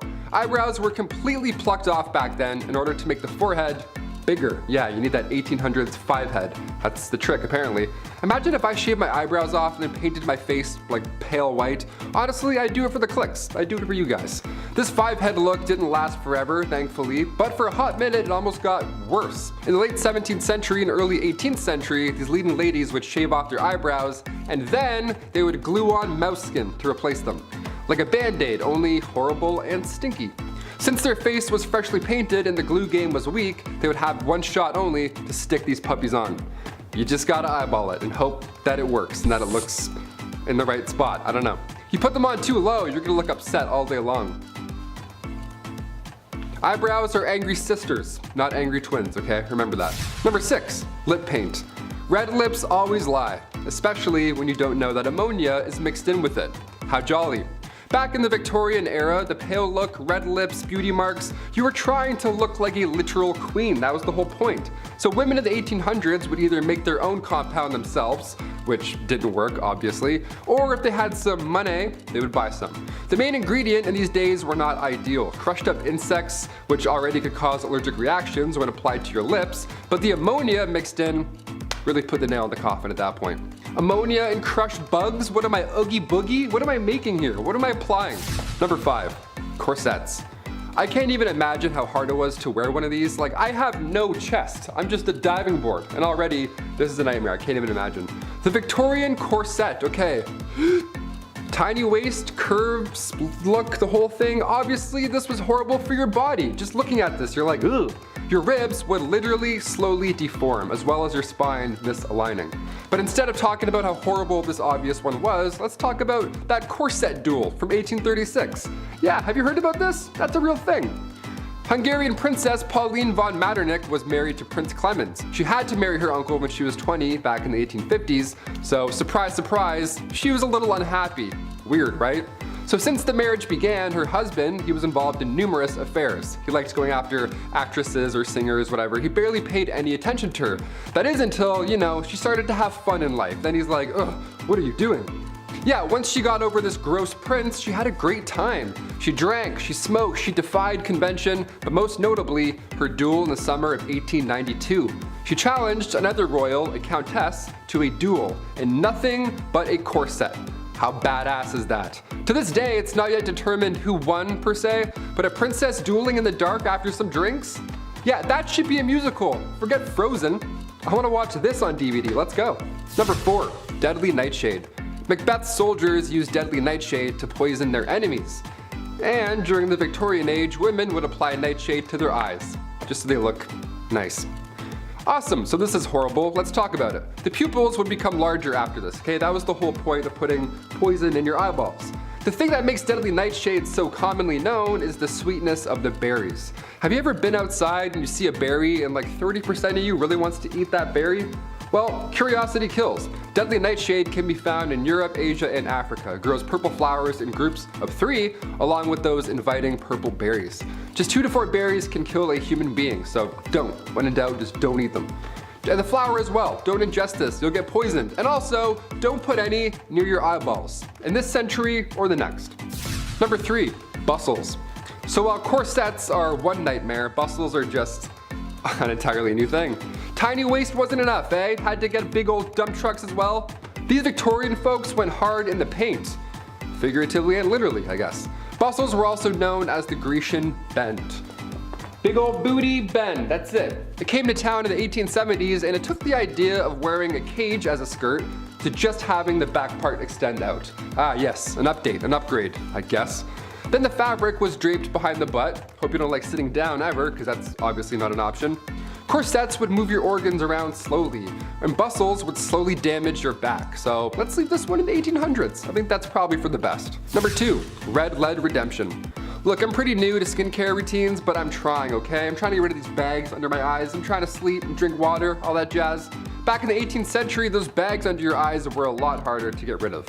Lead mixed with vinegar, this would make you look more pale. If I used this, I would literally be a ghost. I would just be invisible. You would just hear a voice in a green screen right now.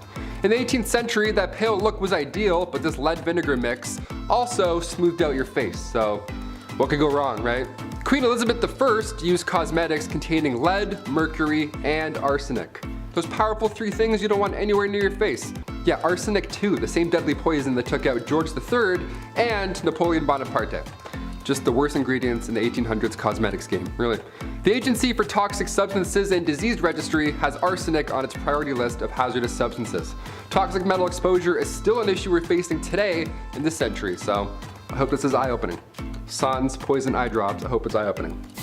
And finally, coming in at number 1, deodorant. What did people even do before Old Spice? You know, before that guy was born, how did we know how to smell good? What did we know how to do? Deodorant was first introduced to the public back in the late 1800s, and it was called Mum. It was a cream that used zinc oxide, and it was stored in metal, cold containers. That's just nothing like Speed Stick at all. It's not discreet in any way, shape, or form. It wasn't long until the first antiperspirant came along right after it. It was called EverDry, and it was always damp, ironically, and it would always burn your underarms. It literally would eat through your clothes. I think at that point, I'd rather smell bad. Like, let me have rashes, let my face look horrible, let the bags show. I'd rather do all that than any of this. This is horrible. Kicking off the list at number 10, hot topics. Over in Finland, they're changing the game. The sauna over there is considered a national institution. It's a large part of both Finnish and Estonian cultures. These saunas are commonly found surrounding Finland's lakes, corporate headquarters, and, oh yeah, of course, the Parliament House. Saturday in Finland is traditional sauna day. It's not Saturday for the boys, it's just Saturday, and we're gonna breathe in each other's mouths for a bit. I can't even fit into a bathtub. I look like an octopus trying to escape a jar. It's not relaxing, it's not a good Saturday at all. I wanna move to Finland. When government leaders can't agree on an issue, they take it to the sauna. How amazing does that sound? In the middle of passing a bill, dudes will just pause and then go hit the sauna. We need this over here.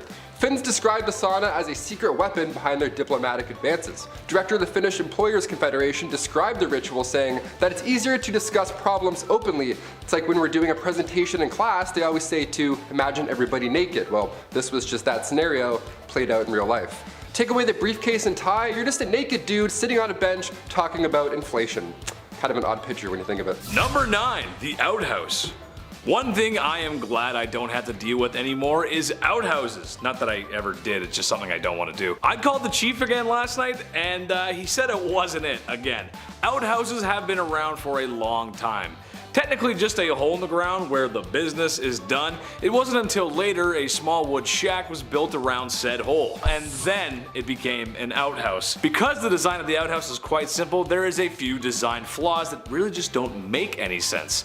Okay, yeah, it had to be built away from the house, as it is a pit full of refuse that exit a human being, but it's also built away from your house, so if you gotta go bad, I mean, you gotta go bad. You might not make it. This also is not so fun if you live in a place where it's cold, and you have to dress just to take a leak. But really what is the craziest thing is that after a certain time, that hole is going to fill up with an unholy godliness I wouldn't wish on my worst enemy. And now you gotta move it somewhere else. I know they wouldn't fill up that fast, but after a few years living in the same place, there'd be a few holes everywhere, and that's just not good decoration, is it?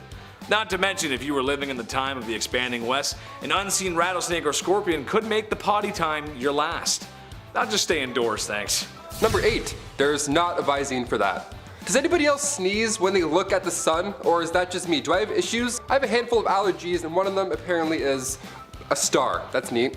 My eyes are literally always dry. I think I forget to blink. I'm not really sure what's going on, but today there's a Visine, luckily, for everything.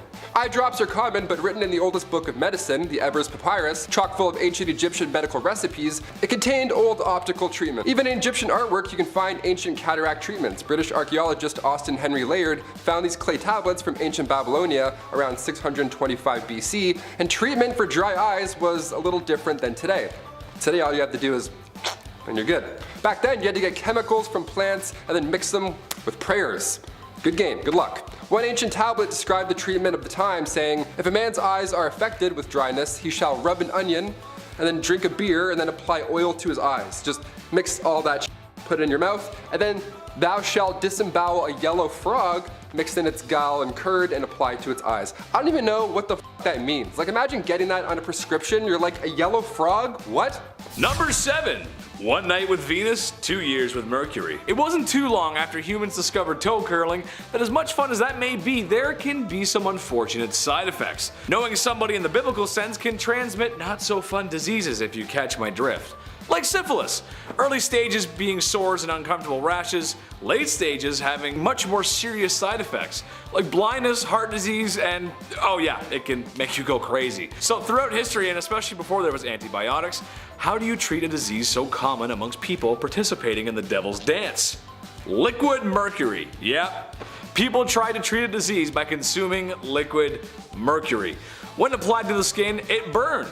Therefore, if it hurts, It works. It was noted that syphilis would go away after mercury treatments, but this could have just been a stage of the bedroom rodeo disease, as its symptoms disappear right before things get bad. This is also assuming that people taking mercury aren't getting sick of mercury poisoning in the first place. This practice continued way longer than it should have, as it wasn't until discoveries made in the 1900s that a better option for treating the brothel related illness.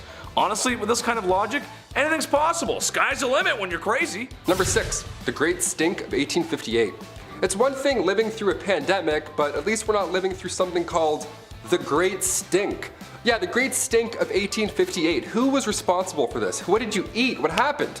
Well, this was an event in central London, and it lasted for a few months. In the summertime too, which is just great for great stinks. It was so hot and dry that the Thames dried up, leaving just sewage, just all that gross you can imagine. The smell was so bad, Parliament had to close for an entire day. I want to know who the first guy was to be like, you know what? Nah, I'm going home. This sucks. This sucks. Good call. In order to continue work, Parliament had to soak the curtains on the riverside of the building in lime chloride just so they wouldn't be sick. They had to soak it in chloride to be like, that's better, it's better, we think. They were on the verge of moving their entire operation to Oxford. That's how bad it was. Members of the committee were quitting their jobs. While this sounds all bad, hundreds of tons of limes were being discharged into sewers to help the smell. So if you had a stuffy nose in July 1858, you could have made £1,500 a week just messing around with limes. You missed your shot. Number 5. The Human Fly Trap. This is honestly so five-head. A brilliant play. Might be one of the best moves I've ever seen. Have you ever been to a picnic with a nice sandwich, some fresh crisp potato chips, and an ice cold lemonade as you sit on a warm blanket, enjoying the view just over yonder? When all of a sudden you are attacked by a swarm of bugs that just ruin the vibes, and now you don't even want the sandwich. Who made this lemonade? It's so bitter. I don't even like chips. The pharaohs of ancient Egypt felt the same way, except they had a great way to deal with it. Simply take a few of my servants and slather them in honey. Place them away from our royal picnic and bada bing bada boom, you got no more flies bothering you or your sandwich. This honestly sounds completely cruel, and at a time when hygiene in general wasn't great, how did they get all that honey off? Sure, a dip in the Nile will get rid of most of it, but you'd probably just glaze yourself for a crocodile's lunch. Honey would get stuck in places where the sun don't shine. And just like shame, you can never really wash it off. Number 4. Ancient sunscreen. As soon as summer comes around, game over, honey. I burn so easily. I have freckles for 2 days, then the rest is just red and just bad, all bad. That's why I'm a fan of winter. I don't have to keep applying sunscreen to my face all day and feel like I'm about to faint. But how did Egyptians beat the heat in ancient times? They didn't have Banana Breeze SPF 35. What did they do? Well, ancient Egyptians valued their skin as a symbol of beauty. You think your morning skincare routine requires a lot of work? Yeah, buckle up. Their routine was written on a tomb wall and also scrolls. They used rice bran containing UV absorbing gamma oryzanol, and that was used to block the sun off. Jasmine as well helped repair sun damage. Just some chick named Jasmine, she was like, don't look at it, just stop. Ancient Greeks used olive oil as sunscreen, which as far as UV protection goes, did absolutely next to nothing. You'd be burnt and dehydrated, but you know what? Tan line, so. Number 3. Red Dead Bandage. America 1864. There's a polite disagreement between North and South whether the South should be still using YouTube's least favorite S word as a business practice. The verdict? It wasn't very nice. That aside, the Southern states fought hard for a very stupid reason. Idiots. Such a hard fight in the fact that it was taking a serious toll on everyone. Specifically the Southern economy and civilians who got caught in the raw end of the deal. The war was a huge cost of life and money for both sides, but the South just didn't have the same resources the North did. So, after years of fighting, things weren't looking too good. An example of this was the South washing and reusing bandages as supplies were low and casualties were high. This might be hard to stomach, but that's just what happened. Nurses washed the blood off of blood-soaked rags and bandages to reuse simply because there was no supply. I don't have to be a doctor to tell you that reusing bandages in a time before antibiotics is a bad idea. It might be better to just not have a bandage in that case at all, as the chance for infection would significantly increase. Dutch, you got any fresh band-aids over there? I scraped my knee fighting with Micah. Hurts real bad. Maybe get John to kiss my boo-boo better. Number 2. Ancient socks. Somebody got me socks as a gift over the holidays, and let me tell you, still the best thing you can get. Socks and lip balm, you can do anything you want. Game over. Socks in ancient Greece were not the right and left neon green athletic socks that you have today. No, not even close. Socks came around in the 8th century BC, made fresh from You guessed it, animal hairs. Yeah, it was gross. This actually led to Romans tying animal skins around their feet and then tying them up. Cut to the 2nd century AD in ancient Rome, the sock game got real. Romans began using fabrics instead of animal skins, and it was softer, lighter, and all that jazz. And then later on in the 5th century, socks were worn only by the most holy. Socks were associated with the church. They were considered a symbol of purity. Yeah, you heard it. Socks would go all the way up to your leg. A little different than the New Balance ones we have now that just go up to your ankle that, you know, fall off when you're halfway to work and then make you really upset. I have one right now. I'm gonna go figure it out. Number 1, glowing teeth. Teeth are important, and this is a reminder that you should go to the dentist. Stop putting it off, seriously. Healthy mouth is gorgeous for everyone. So that's why you'd want to use Doramand, a radioactive toothpaste. A what? Yes, a radioactive toothpaste. Coming full circle with the radiation today. This stuff was what it said on the box. And this one literally did say it on the box. It was radioactive toothpaste. Like that was something to brag about or something. I don't need to tell you why that's wrong or unhealthy. You may as well just sit in a room and leave an x-ray machine on all day at that rate. Only Minty's Fresh toothpaste for me, please. Number 10, long neck. Look, this one probably isn't a surprise to anyone. There must be like 20 documentaries on the subject alone, but today we're talking about the long-necked women found in some African cultures. In a nutshell, you pile on gold rings around your wife's neck until she's impersonating a totally winnable ring toss game at the county fair. The end result is a neck that's long just as the day is long. Pretty long. And in these cultures, this is considered very beautiful. Now, who am I to judge? I can't. However, as a lawyer, doctor, detective, and fireman here at Bumblebee, I'm gonna not recommend the giraffe look. While at first glance it may look like the neck is being stretched, it's really the shoulders that are being dropped forcibly by having so many rings piled up on your neck. That's not healthy for you. Anyone in the comment section that has played contact sport will tell you that dropping your shoulders like that is not good. I like my thick neck the way it is, thank you very much. Number 9, lead cosmetics. Did anyone know we still sort of do this today? Are we insane? Lead has been used in makeup for an extremely long time. It was found in cosmetics back in classical antiquity, so that's as far back as the 8th century BC. In the 18th century though, women would mix lead with vinegar to make themselves look more and more pale, which was a beauty standard back in the day. Gotta love looking like you never see the sun. Now, while the white lead that was used wasn't easily absorbed through the skin, the mixture of white lead with other chemicals and ingredients to create makeup and other products did indeed cause lead poisoning. And even though people knew this, they continued to keep on using it? Number 8, jiggle machines. Oh, the great effort people will go to not make any effort. The self-exercisers or vibration machines were a popular fad back in the 1950s and 60s. The idea? Lose weight fast and easy with the help of modern science and machines. Trouble is, they don't really work. At all.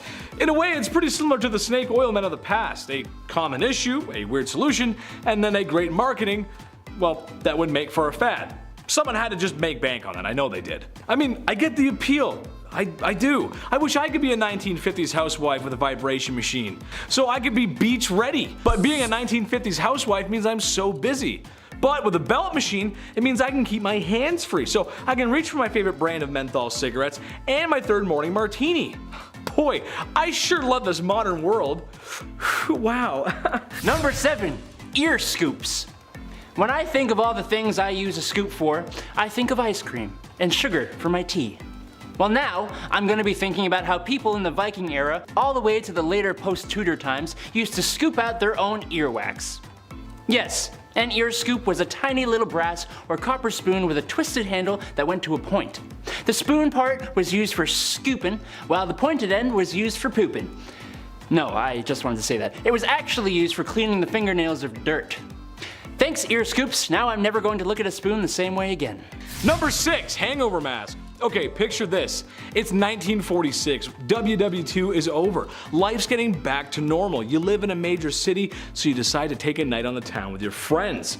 Well, one too many Manhattans later, and, well, you're not even sure if you're still on the island of Manhattan. You have what the drinkers of the world call a hangover. Let me know in the comments without too much grim detail about your worst hangover.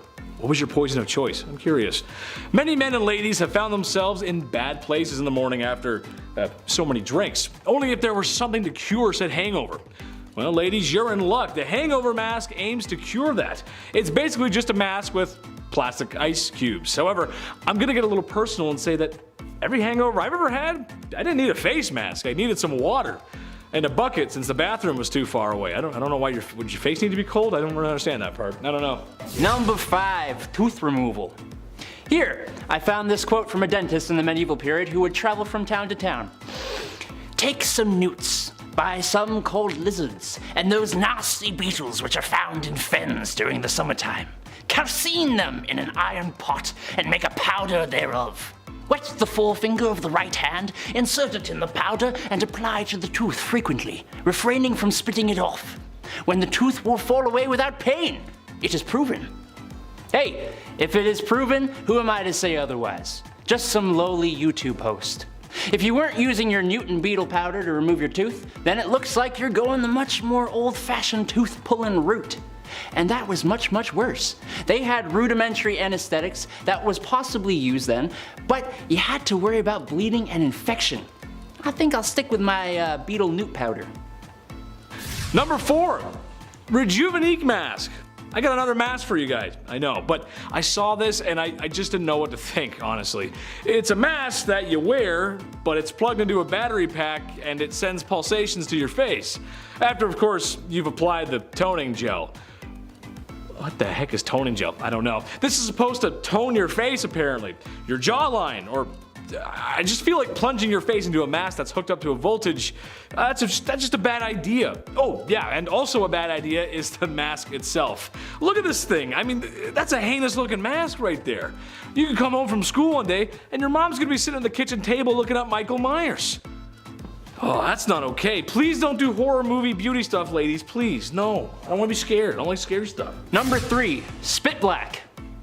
Back in the roaring 20s, they had mascara, just like we do now. But unlike the little tubes of stuff we have, they had a block or cake of the stuff. To get it to a state where they could actually apply it to their lashes, they would need to add water. And what's the quickest form of water? That's right, it's just spit. The mascara cake stuff was made of soap and coloring, which you don't really want to put near your eyes. But then, knowing that people are using their spit to apply it, it's your own spit, so I guess if you're comfortable with that, you do you, pal, but makes me think of dudes using their saliva to like lick their eyebrows. Ick. Number 2, sharp teeth. I like Shark Boy and Lava Girl just as much as the next guy. However, that doesn't mean I want to look and feel like a shark. This one just creeps me out. I don't hate the dentist, but I think everyone can agree with me that teeth getting drilled is just uncomfortable. It just kind of sucks. Especially if there's like powdered tooth in your mouth. That's just the worst. It's kind of gross too. I don't know. Well, what I do know, however, is that there are some cultures out there where the ladies get their teeth sharpened or filed. Oh yes, and there ain't no dentist office there either. This is bite the leather, you're in dad's kitchen kind of operation. Oh god. I would honestly talk more about it, but the editor's gonna show some pictures, and I'm gonna have to stop because if I see them, I legit get queasy. I don't want to see that stuff. No thank you, no teeth sharpening. No. Number 1, mercury laced skin cream. Secure Gorad's Oriental Cream and take your first step to a new lasting beauty. That's right, over time you too can develop dark rings around your eyes, lose some of those pearly whites, and get stunning black gums.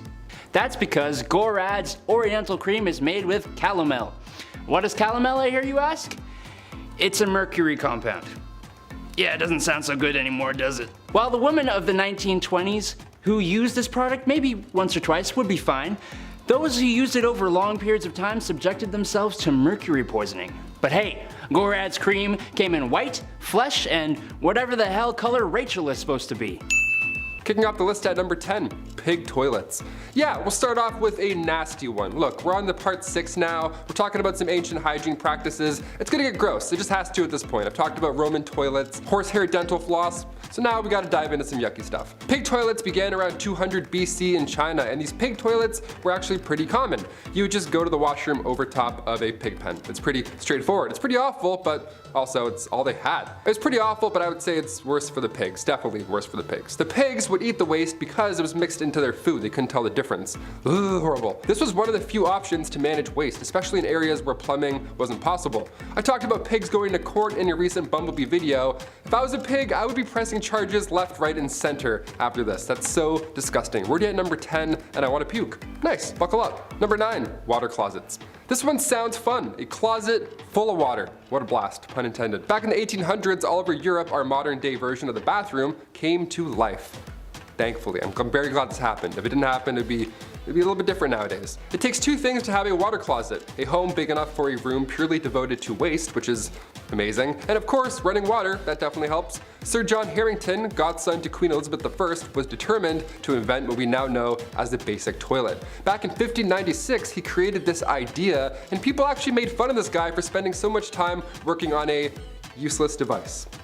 Yeah.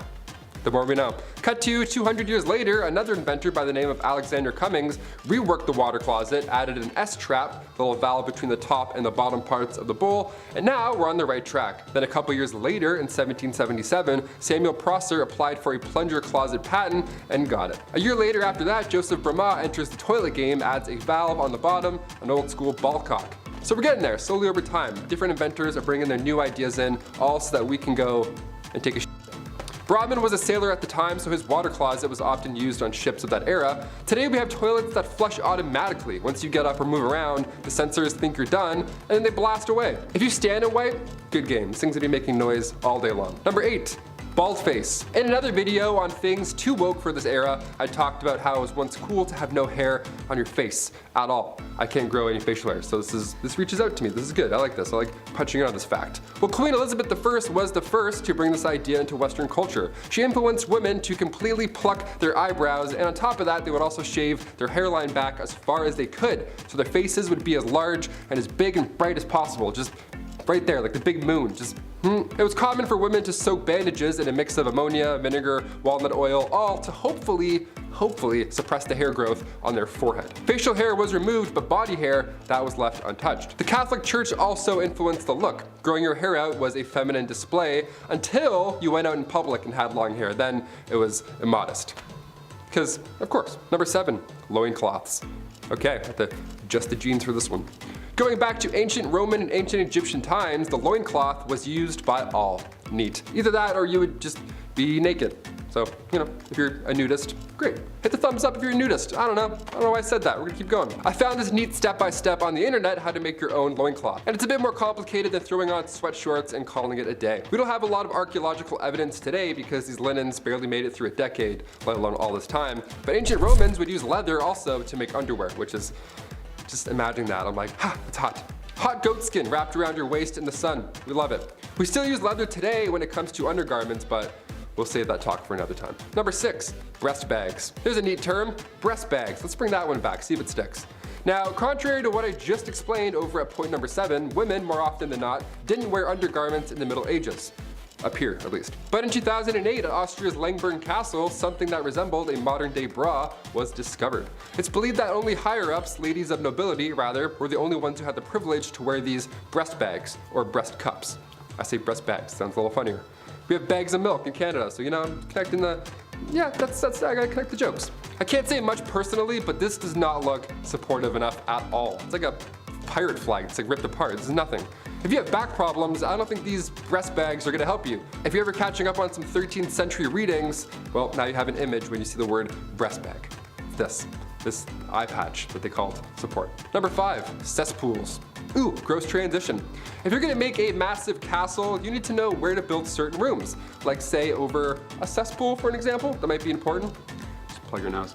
Cesspools were often placed under floors, which makes sense because, you know, you poop and then gravity and everything goes down. But you need to make sure that those floors are supportive enough. Because in 1183, the Emperor of the Holy Roman Empire had a dinner in the Palace of Erfurt, but the floor in the main hall broke open, resulting in a bunch of dinner guests falling through the floor, with a few of them even drowning in that cesspool.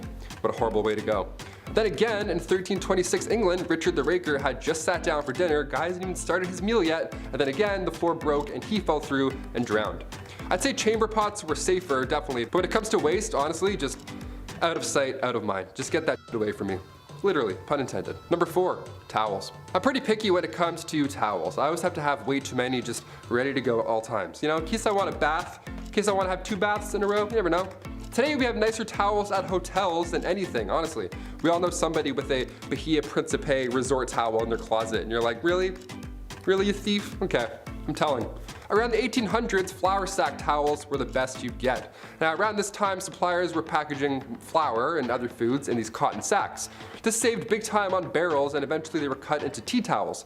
Now come the Great Depression, resources were of course limited, so these flour sacks were used now for multiple reasons. Clothing, toys, quilts, pillowcases, diapers, and of course, towels. Wouldn't feel too good on your back, not at all. Number 3, same clothes, new day. King James, and no, I don't mean LeBron, I mean King James VI of Scotland this time around. We'll talk about him another time. He had a pretty sweet idea when it came to changing clothes. You don't. Simple as that. What a dream, right? The amount of times I change my shirt every day for literally no reason, it's such a waste of time. It's like black, gray, black, yeah, that's it. It's a waste of time. King James would wear the same clothes for months at a time, even wearing the same hat for 24 hours straight. The guy's devoted to the hat game. He just slept like, didn't move a muscle. He went as far as not bathing either because he thought that it was bad for his health. Yeah, things were thought differently back then, as you may have known by now on this channel. James became king when he was just 13 months old, and he succeeded Mary Queen of Scots. In 1603, he took over as ruler for both England, Scotland, and Ireland for 22 years. And he looked the same every day. Gotta love it. Who's committed? Number 2, unwanted hair. Pubic hair is a biological mystery, and yes, even after we hit puberty, we still can't figure it out. What are you? What's going on? So far we believe this is part of our evolutionary history, and it comes from a time where we needed fur all over our bodies, right? Like animals. We evolved to protect ourselves against the cold and just in general to keep that area, you know, safe. I don't know why I did that sound, but it's safe. So why is it that ancient Greek statues of women are completely hairless? Well, this was a time where if a woman's area was hair-free, for some reason the Greeks symbolized it as being pure. Okay. So in order to be considered pure, you'd have to use razors and creams, pumice stones, methods that were not as smooth as today. What's even more annoying is that men who would grow their body hair out, that was a sign of maturing. Yeah, I'm not either of these categories. I can't grow anywhere where I want to. It's just bald. I'm just a bar of soap. Yeah, I'm not gonna use a stone to shave either. Thanks. We'll pass. Next. And finally, number 1, electricity. Electroconvulsive therapy, or ECT, has been around a lot longer than most of us think. It just didn't work back then, you know? Also, we don't call it shock therapy anymore. We're well past that. Tiny electric currents would be sent through your brain, ideally changing its chemistry, and over 1,000 people a year undergo this treatment. But back in ancient Roman times, this procedure, of course, was a little sketchy, just a little wee bit. They would use electric eels. Yeah, they would hang out with a bunch of electric eels to hopefully relieve a headache. Again, I'd rather just have a headache. I'm not trying to become a Spider-Man villain, okay? I'm nearsighted. Today we believe the seizure aspect is beneficial, but back then it was believed that electricity was the key here. We would drink electrified water and wonder why nothing's happening. Kicking off the list at number 10, dirty beds. Okay, so far on this disgusting series, I can't believe we're on part 7, but we've talked about storing chamber pots under your bed. Pretty yuck. That's if you were lucky enough to have a bed, of course. If you were rich in the 1400s, having a bedroom was the talk of the town. You would have guests over to hang out in your bedroom. That was like the place to be. Social gatherings in your bedroom. That's my worst nightmare. Couple of nights talking about noble deeds, meanwhile you're all tucked in with your ass out, hair all messy, half asleep, like, huh? Who is it? Most of the time in the 14th century, your mattress wasn't even a mattress, it was just a pile of straw. It was horrible. You had to sleep in your clothes, the same tunic and cloak you've worn all day, remind you, because you'll freeze at night otherwise, right? Because you're basically outside. These barns, this old wooden, not great. Also, these beds weren't in your rooms or anything, they were just like tucked in a corner. You didn't have social gatherings around the sack o' straw, you know what I mean? Your bed was more often than not riddled with bird poop as well. You weren't alone in these cold rooms, you know, birds hiding up above. Also, spiders, I don't even want to know. I don't even want to dive into that. Let's move on. Number 9, mouthwash. Ancient Romans would use urine as mouthwash. I believe we've mentioned that before on this, again, disgusting series. That's always a fun fact to bring up at a house party. Next time you're drinking some Mountain Dew, just be like, oh, did you know? The ammonia in urine was thought to ideally wash away the yuck. You just got to get past the whole urine part, I guess. Doctors hate this one trick. Nero would tax the trade of imported bottled urine. That's how popular it was at this point. Some poor soul with a clipboard would have to stand all day and just be like, yep. In the 12th century, Saint Hildegard von Bingen would advise all to wash their mouth with cold water to remove bacteria. Yeah, if only it was that easy, okay? Just one quick shh and spit it out and then you're good? No. I wish it was that easy, pal. Tortoise blood was also used once as mouthwash, alongside goat milk and vinegar. Out of those 3 options, imagine not picking goat's milk. You're like, But what year is the tortoise blood? Number 8, bath beans. Not to be confused with bath bombs, bath beans we're talking about. Bath beans, beans in the bath. Bath beans were used thousands of years ago in ancient China. They were these bars, or beans rather, these chunks, they look like beans. They're made of bean powder, herbs, and much like our bath bombs today, they also included some nice fragrances. Just have a little bit of a The pancreas of a pig was also commonly used, so it wasn't totally nice. Once the blood was drained, you'd mix it with the bean powder and the nice stuff. Now originally it began by using leftover water from cooking rice. Eventually it became bath beans, which is, aka soap. Old soap. Some bath beans were loaded with ingredients much like the bath bombs we can find today, so they were all quite unique. You could make your own little bath bean. Number 7, purple nutsedge weed. Archaeology is fascinating. And no, I'm not just talking about dinosaur stuff. They look at rocks and be like, ah yes, a Viking was here thousands of years ago and he was a Libra. How do you know that? This is so impressive. Ancient sites tell a story, and Karen Hardy, an archaeologist with the Catalan Institute for Research and Advanced Studies at the University of Barcelona, she found another ancient hygiene practice while studying a prehistoric site in Sudan. Plaque, turns out, can last thousands of years. It calcifies once it mixes with food, then after it's stored below the gums, game over, it's there for good. Specifically, thousands of years ago, it was there to stay. We couldn't really get that out. Hardy was studying remains that were 2,000 to 9,000 years old, and in their teeth they found traces of pollen, dirt, and plant fibers. More specifically, they found evidence of a plant called purple nutsedge. It contained lysine, which is an amino acid that we need to live, so although it didn't taste the best, it sure was vital. Ancient Egyptians used the root for perfume, but this new study shows that purple nutsedge may have been used to prevent tooth decay. They would just chew on roots all day to take care of their teeth. The plant produces antibacterial chemicals, so chewing on them would have been beneficial. Little different than the inside of a tortoise, I'd say. It's definitely a step in the right direction. Number 6, smoking. Back in 1665, during a plague in London, you were told to smoke cigarettes because they were considered disinfectants. Sore throat? Smoke this pack of cigarettes, I'm sure that'll help. Help you cough a bit more if anything. We mentioned before tobacco smoke enemas in like part 1 or 2 or 3 or something over there. But this is just bad advice. Since mouth to mouth wasn't a thing in the 50s, if you were trying to save a drowning victim, you would also have to blow smoke in their face or their butts. Either way, how insane is that? Can you imagine that actually playing out in real time? He's not breathing, quick! Hang on. Cut to 1964, turns out smoking is bad for us. Who knew? Cigarettes were labeled as deadly going forward after that point. It's pretty intense now though, eh? The photos on cigarette packages now are haunting to look at. I still think teenagers smoking to stay in shape is a bit scarier, to be honest, than that image. She's always like, her face is just like pulled, so scary. Don't smoke. Number 5, face care. So we've gathered that folks in the Middle Ages didn't bathe often. But when they did, it was just the necessities, right? They didn't have time to Old Spice all their stuff up like they do. Then time to dance in the shower and shower backwards. It wasn't a fun event. Hands and face, that's it. That's all you really need anyways. If you couldn't afford a walk-in shower back in the day, you'd have to invest in an ewer and basin. You would all have to share the same thing and take turns dipping your hands and face in all day long, just the same. Protecting your face was vital for ancient Egyptians 6,000 years ago. They would honor the gods with makeup, but at the same time, it would also protect their skin from the sun. We love that. Today we have like SPF creams. I'm like, this is nothing, this is no fun. Ancient Greeks would use oils to clean their face and they would later scrape it off. And in the 1700s, many believed in saunas and sweat cleansing. The number 1 trick to clear skin? You guessed it, milk baths. Milk is really the name of the game for this part 7, eh? Wow. Goat milk mouthwash, milk baths. I'm gonna go milk a cow after this video. Just because, feels right. Number 4, python bile. Yeah, I just said python bile. So if you're eating food right now, I'll give you a sec, hit that pause button. Not only pythons also, but numerous animals, their bile would be used to treat ailments. Ulcers of the female genital area, yeah, that's what the doc was giving you. Python bile. Have fun. Ancient Chinese physicians would also hand over some elephant bile as well if bad breath was bringing down your game. Elephant bile mixed with water would get rid of halitosis. Honestly, any type of bile, just count me out. I just won't brush. How's that? Taylor, why do you have bad breath? Oh, have you seen the alternative? That's why, Mike. That's why. I almost tripped, but that's why. I almost broke my leg. I'm upset about bile. Number 3, malaria. Perhaps one of the most bizarre ways to treat one disease definitely is by getting another.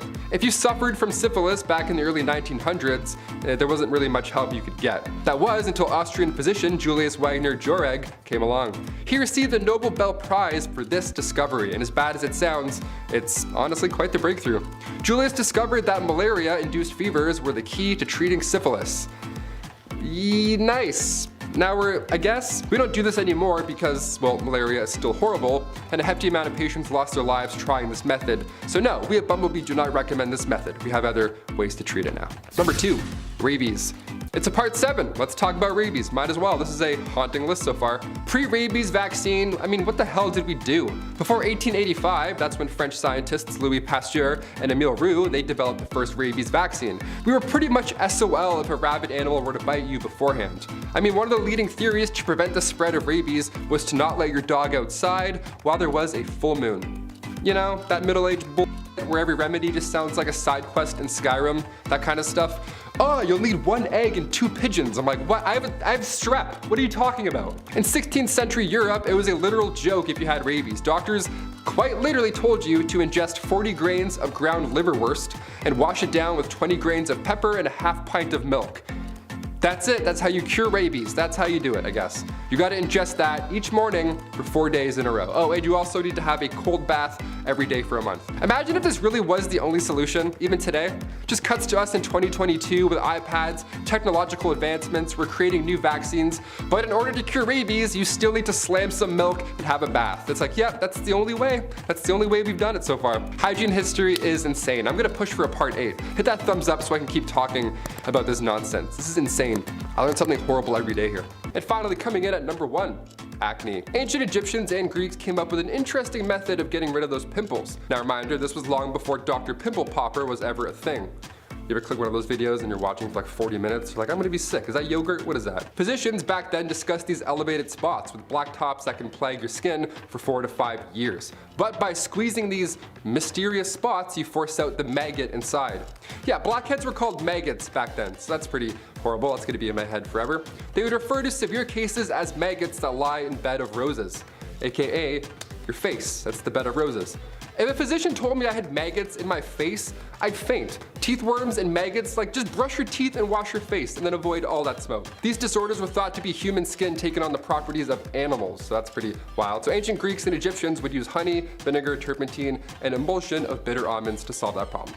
Or what I just do is I just squeeze really hard, yell one curse word, and then wipe the mirror. That's usually how I do it. Alright, so let's start off with Venetian cerise. It's easy to recognize even if the name isn't. It's that thick white lead powder biddies used to whack on their face cement thick. Something they've been doing since ancient Roman times. Queen Elizabeth I was known for her iconic white makeup. The Venetian cerise made up of white lead and vinegar and applied to achieve a pale, smooth complexion that signified wealth. The beauty ideals at the time included bright, wide-set eyes, snow white skin, rosy cheeks and lips, and fair hair. Elizabeth I was known to use cerise to hide her smallpox scars, and cerise became so commonly used by many fashionable aristocratic women during the era. Yet, the toxic effects of lead absorbed into the skin didn't go unnoticed in that time either. And it's hard to when your skin becomes grayish and shriveled, and your face hair falls out, and your teeth start eroding away. Not subtle. So, because the makeup ate at the skin needed to be hidden more, with more makeup. In addition to cerise, the beauty regime also included a face wash with eggshells, alum, mercury, and honey. The mercury also eating away at the skin, and the eggshells causing micro abrasions to make that all the easier. In the 1700s, a famous beauty and aristocrat from Ireland died from lead poisoning due to her use of cerise, or what was called death by vanity. Maria Coventry, Countess of Coventry. Its name is beautiful and has the same cloying sweetness and smell as its poison. Belladonna, aka Deadly Nightshade. This is the patron flower of one of my closest friends, so girl, this is for you. According to the Big Bad Book of Botany, The World's Most Fascinating Flora by Michael Largo, a drop of belladonna's poisonous extracts were historically used by assassins to kill their targets, and by women to dilate their pupils to look more seductive. The roots are the most potent part of the plant, but even one leaf can be fatal when ingested or exposed to. Yet Italian women who called it belladonna used Deadly Nightshade as an eye drop to dilate their pupils, which supposedly made them more attractive, or at least made them look like an anime character. Naturally, some poison in your eyeball can cause visual distortion and sensitivity to light, and if taken systematically can kill you pretty quickly. In the mood for a snack, how about some toxic dust pressurized into a cracker? Arsenic wafers. It's exactly what they were too, so if you didn't pop into your mouth whole, that thing would have the crumbling power of a Nature Valley granola bar. Sold under the brand name Dr. James P. Campbell's Safe Arsenic Wafers. The fact you put the word safe in there, you know, dicey. In the United States and Europe, these were little white chalk wafers that could treat a variety of complexion problems, such as skin tags, moles, freckles, pimples, blemishes, and also advertised to cause pale skin, which was oh so classy. In fact, the consumptive chic, aka dying from deadly disease chic, became an ideal beauty standard during the Victorian era, as victims of tuberculosis would become sickly pale and thin. Rich people saw that on the street and said, oh, I think I might steal that look. However, the way that arsenic worked was by destroying red blood cells, and thanks to the toxicity of arsenic, it could also cause symptoms like damage to the kidneys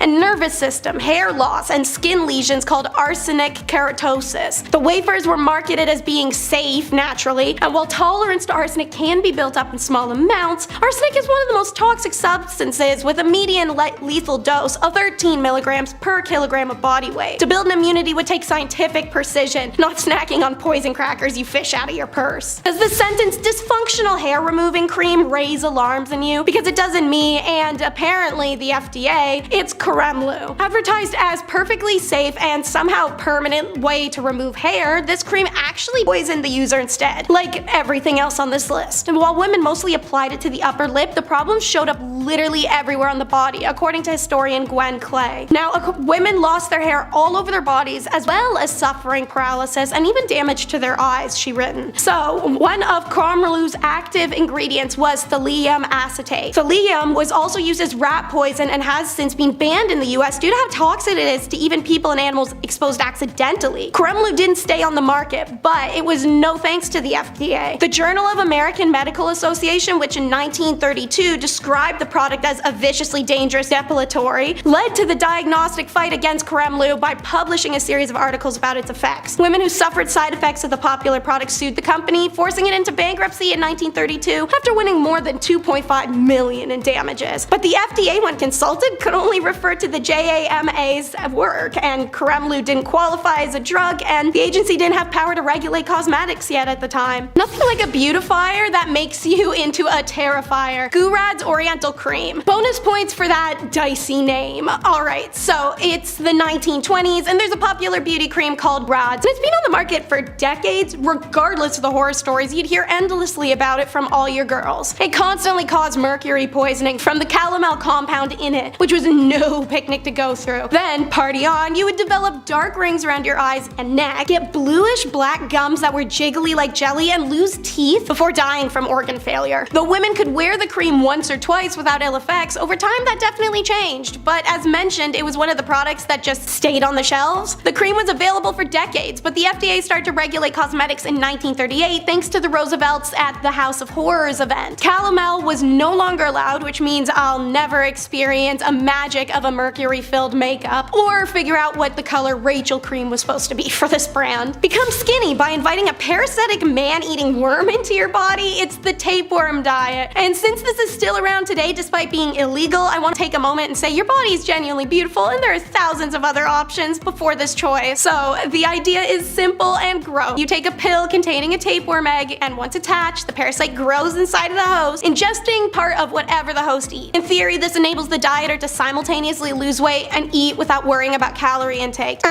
Wrong. Tapeworms take hold in various parts of the body and also grow large in size, resulting in blockage in organs and potentially even death. So it's not like it's just vibing out in your stomach forever unnecessarily. Having started in the 1900s, this trend was the result of the whole 16-inch waist BS that made women break their bodies with corsets. This was an era of beauty equaling sacrifice, and sacrifices were most certainly made once the desired weight was achieved. To get rid of the now unnecessary parasite, dieters would employ the same methods as those unwillingly afflicted by the worms. In Victorian England, this included pills or special devices. One such invention, created by Dr. Myers Sheffield, attempted to lure the tapeworm tapeworm by inserting a cylinder of food up the digestive tract. It comes as no surprise that many patients choke to death before the tapeworm was ever successfully removed. Some people still attempt this diet. In 2013, Today magazine reported a woman in Iowa bought a tapeworm online, swallowed it, and then had to go to a doctor for help. This trend wouldn't exist if society could get its crap together, which is skin bleaching. The issue of colorism and favoritism towards lighter skin has created a decimating global empire today worth more than $8 billion, profiting off of discrimination in today's beauty standards, and predicted to be $12.7 billion on the black market by 2027. This is made painfully obvious by literally every beauty trend we've discussed so far, and that we've covered in every video about beauty. Their goals are to be pale, pale, pale since the time of the Biazatines. In a study published in 2009, it was found lighter skinned black applicants reviewed more educated and had better work experience. And then in another famous study in 2011, it found darker skinned black women received harsher prison sentences than lighter skinned black women for the same crimes. So for many people, having lighter skin can mean the difference, how people treat them, see them, respect them. So as a result, we live in a world where beauty standards are often appropriated from people of color, whitewashed, regurgitated, only to be praised and adored then when previously laughed at and bullied. It tells someone that they're not beautiful unless they're pale. So as a result, skin bleaching creams, pills, injections, and other products come out, and they contain hydroquinones, with that work to reduce the amount of melanin in the skin by disrupting the melanin production. This can increase the risk of skin cancer, as melanin forms as a function to protect skin and eyes from UV rays. Chemical burns, infections, eczema, herpes, and other conditions also arrive. People have had skin blister off. And then the black market skin bleaches, which is the largest industry. Mercury is an active ingredient which can cause mercury poisoning, leading to damage to skin, liver, kidneys, and the nervous system. So this is a super deadly product. Prepare to be baffled by eyelash extensions. How could they ever be illegal or dangerous? I'm willing to guess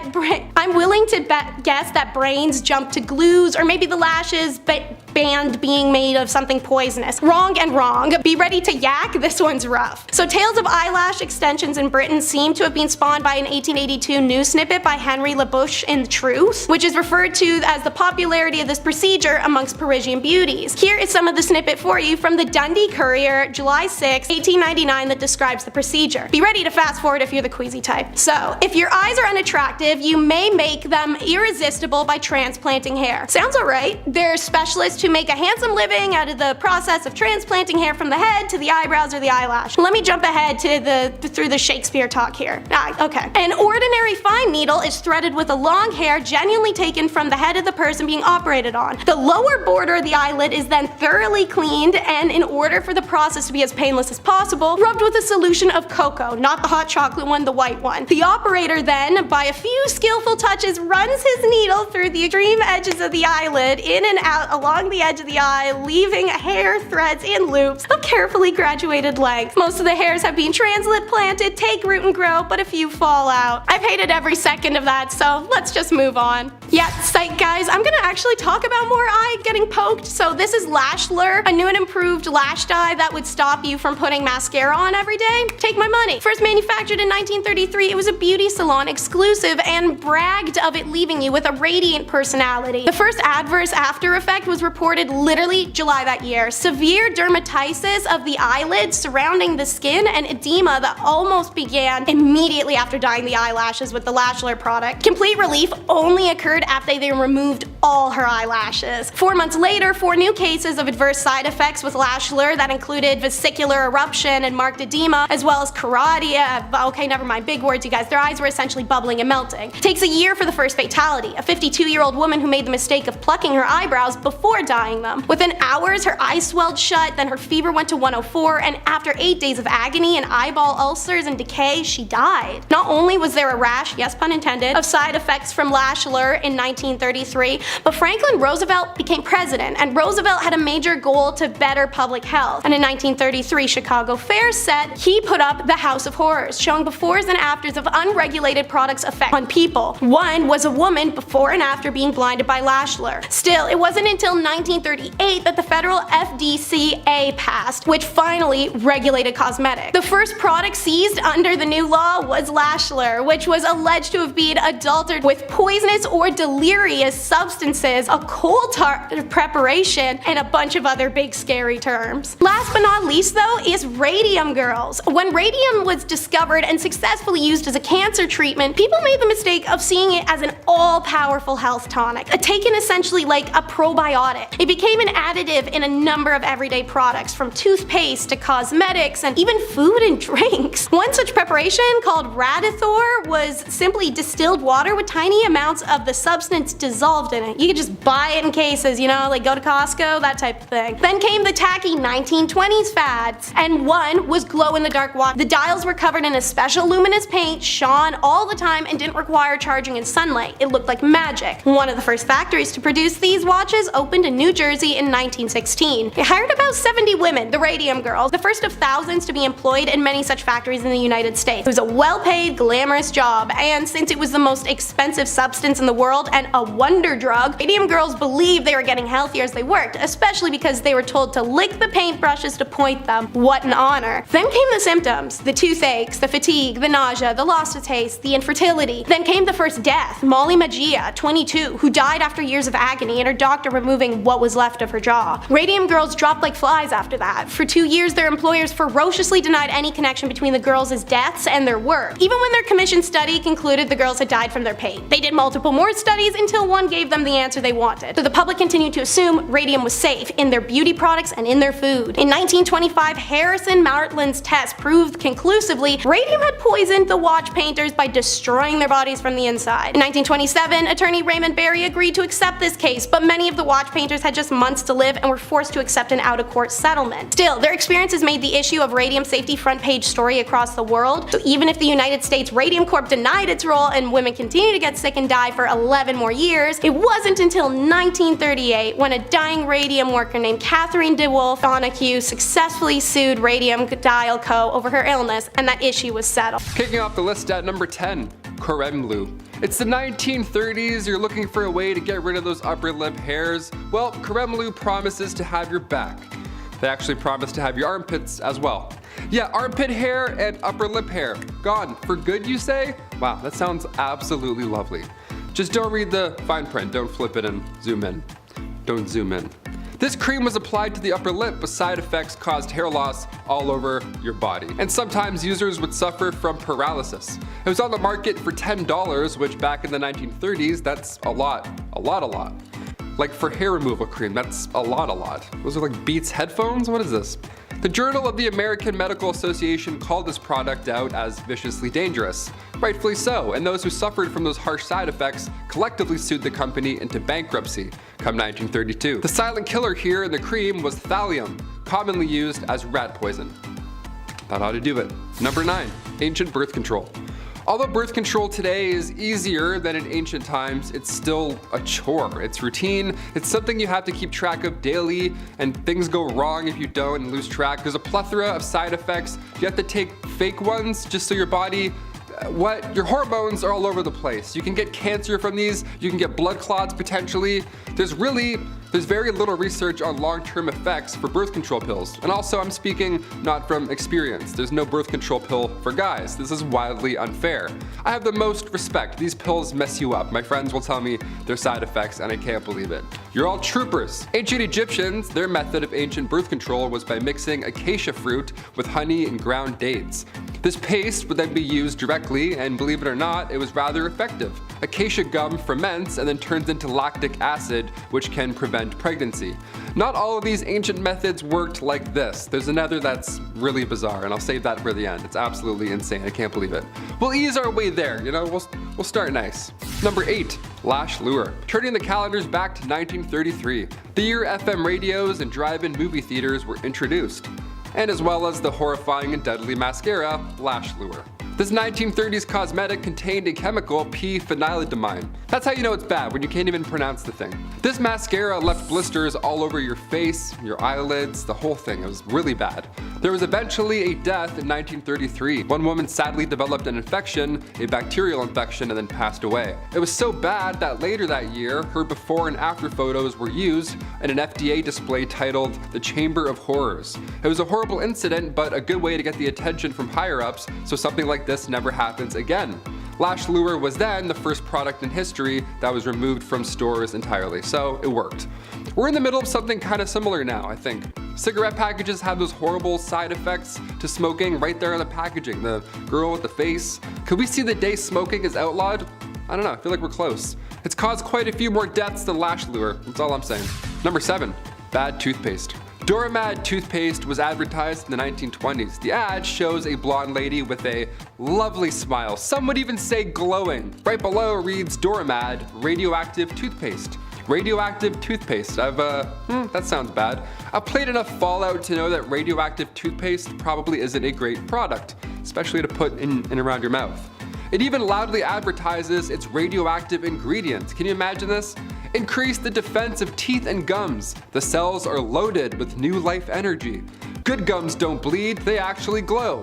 That last one I made up, but you can't tell, right? How insane is this? This secret ingredient to shinier smiles and brighter futures was thorium. The god of thunder does not brush with thorium. He uses it to polish his hammer. Yeah, it's very toxic. Number 6, Gorad's cream. Once advertised as a magic beautifier, doesn't that sound like a neat time?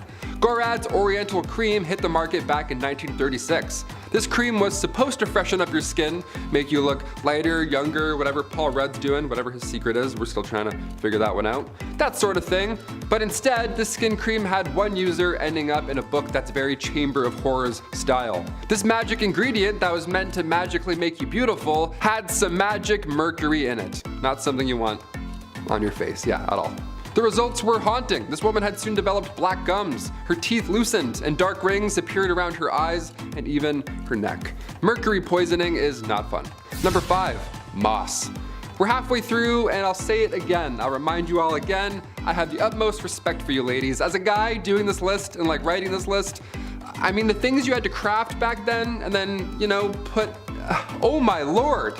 For example, going back to the 10th century, this was a time long before Tampax was ever even a thing. Women were forced to get creative when it came to personal hygiene. They had to just figure it out themselves and literally collect grass or moss, sheepskin lined with cotton. It was mostly moss all the time. You all are absolute troopers. If it wasn't moss, other solutions were small pieces of wood with lint wrapped around it. Number 4, Q-tips. If you haven't heard, Q-tips are not for your ears. Yeah, I thought this was a rumor. Turns out we're all lawbreakers. I use 2 at the same time if I'm in a rush. No, flip them. I'm a vigilante when it comes to Q-tips. Q-tips were invented in 1923 by Leo Gertzensang, right after his wife stuck cotton balls to the end of a toothpick. Kinda sounds like his wife invented Q-tips, but okay, we'll roll with it. From 1923 to 1926, they were named Baby Gays, and then Q-tip Baby Gays, and then finally just Q-tips. It's like a Sweet Baby Ray's, that barbecue sauce. Oh, so good. If they just called it Sweet Ray's, maybe they get rid of the baby, I don't know. You have to try and work it out. I don't know what the bit is, but I'm like, hey, that's a great sauce, and I just thought of that sauce. Baby Ray's, Baby Gays. Back in those days, Q-tips were dipped in boric acid, and they were intended to sterilize wounds. Yeah, and we're just out here like, my eyes roll back every time. I get way too deep. I get too deep where I'm like, oh, it's gone. Huh, there it is, magic, I'm a magician. After this, there were even Q soaps, Q oils, Q creams. It's like Apple, like iPad, iPhone, the other stuff. So what's this rumor that they're not supposed to be in your ears? What's that about? Well, in 2008, Dennis Fitzgerald brought forward concerns about Q-tips and how they're really pushing earwax into your ear canal, leading to possible infections more than anything. When Cheeseboro Ponds bought the company back in 1962, they added a warning on the box. A warning that we, and I, gladly still ignore. Just talking about this, I'm like, oh, I'm gonna go clean my stuff out. I have Q-tips in my bag, literally, I'm always prepared. Always strapped. Number 3, hair removal trick. In the late 19th century, something called thallium actate started to sweep the nation. It was a hair removal method which even today is the talk of the town. Laser off that peach fuzz for good. Zerp, gone. Thallium was used back in the day, but originally thallium was prescribed for those who suffered with ringworm. But even so, thallium didn't do anything per se about the ringworm, it just caused the patient's hair to fall off. So the ringworm was then easier to find. I'd prefer a haircut if you ask me, but sure, thallium does the trick as well.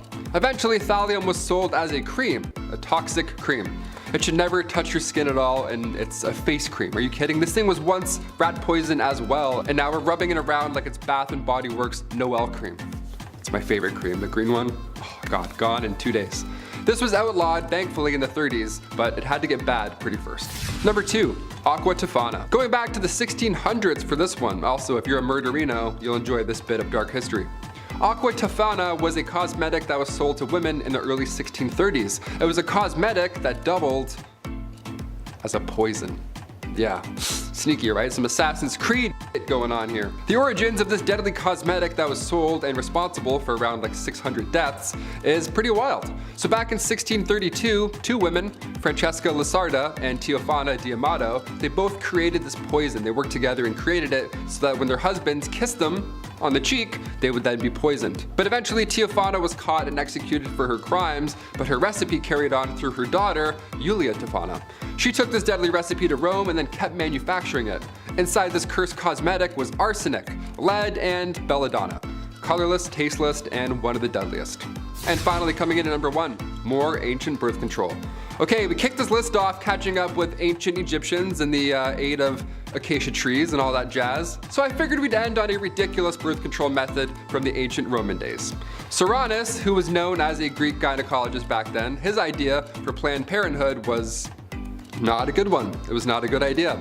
He wrote that after you know, bump uglies, in order to prevent pregnancy, the woman must squat and sneeze. First of all, no, not a chance, no, and also, if you're thinking about it, no. Secondly, who can sneeze on demand? I certainly can't. I had a really nice time tonight, cheers. That's not possible, no. Many methods from the past are questionable. In ancient China, it was commonly told that drinking hot mercury could prevent pregnancy. Yeah, leave mercury away from your body, that will literally kill you.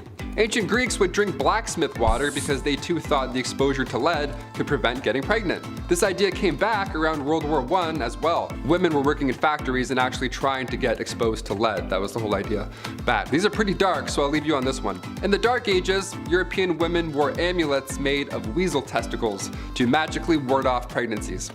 Poor weasels. Black magic is the worst, isn't it? Starting our list off at number 10, short teeth. Ooh, this one hurts right off the bat. The Renaissance period saw a trend, a fun trend, that makes me cringe. I had to start off with it and then I'll recover and we'll move on. Women during this era were categorized by features like wide hips, a narrow waist, long legs, all the craziest restrictive clothing you can imagine, they had it. However, there were also peculiar notions of beauty that emerged from this time. Short teeth, yeah, little teeth, file them down. It was believed that the smaller the teeth in length, the more attractive they were considered. As a result, individuals would go to extreme length to achieve this desired look. Again, back in this era, it wasn't done in the best, most ideal way, I guess you could say. Teeth were sometimes filed down to reduce their size, aiming to create the impression of dainty and delicate teeth. Delicate now that you shaved off all the enamel. Number 9, medieval tights. I'm actually wearing a pair right now. You just can't see.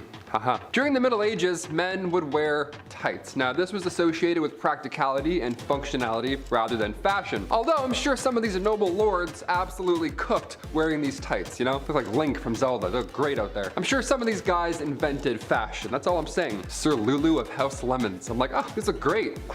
Tights were an essential garment for both men and women alike. They provided warmth, protection, and ease of movement, of course, particularly for those engaged in physical activities such as horseback riding and combat, or doing top 10 lists for YouTube. It's also a pretty good one. Tights were typically made from wool or linen, and they covered the legs from the waist to the feet. Of course, they were worn underneath other garments like tunics and doublets, and as the Middle Ages progressed, tights began to be made from silk, and more decorative elements were soon added, reflecting a blend of practicality, but now for sure fashion. Now we definitely have a lick of fashion in those Spanx. They also reserved a symbol of status and wealth, as of course only the affluent could afford such a fancy pair of tights. Yeah, imagine that, tights are fancy. Number 8, ancient Greek unibrow. I love this one, this is so good. I might bring this back. Ancient Greek dudes, I'll start by saying they did not f around. You're pretty fit, pretty jacked, wouldn't want to fight any of them at any time. That being said, this one's kind of funny. In ancient Greek culture, a unibrow was considered a desirable trait and was connected with beauty and intelligence. The unibrow was believed to be a sign of strong character and an indication of a person's high intellectual and moral qualities. It was even imitated by those who did not naturally have a unibrow.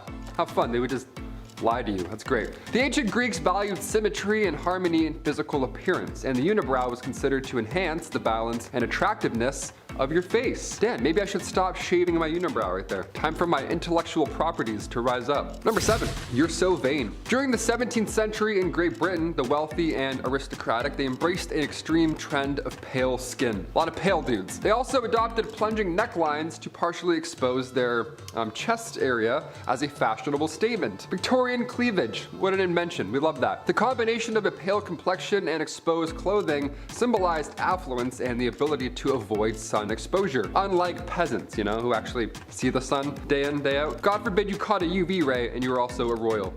Don't like that. Most women achieved this paleness by using an artificial powder, and then it got a little more specific. Then women began drawing blue veins on their, you know, all down their stuff here. Literally, they would take blue paint and just draw these very faint paint lines. Just faint streaks of blue. Now it's interesting to see where we're at now with beauty trends and paint and stuff. Today it's way more complicated than a few veins running down your neck. Today we have the show Sexy Beasts. That's a lot of work up here up top. That's a lot of blue paint, that's all I'm saying. Number 6, elongated skulls. Turning the clocks way back for this one, the practice of elongating skulls among the Maya civilization is a fascinating cultural phenomenon. Now, I wouldn't call this a beauty trend by any means, not at all, but I had to include it in this list because, well, when else can I talk about it? The practice held significant cultural and societal significance for the Mayan people, representing social status, beauty ideals, or even spiritual beliefs. That's our best guess. I mean, that's our best guess. Today we really don't know. It was so long ago. Elongated skulls were achieved through the application of binding techniques such as tightly wrapping cloth or using wooden boards to shape the skull during growth and development stages. While the precise reasons for this practice still remain a speculation, it reflects the rich cultural diversity and unique practices of ancient Maya civilizations. And then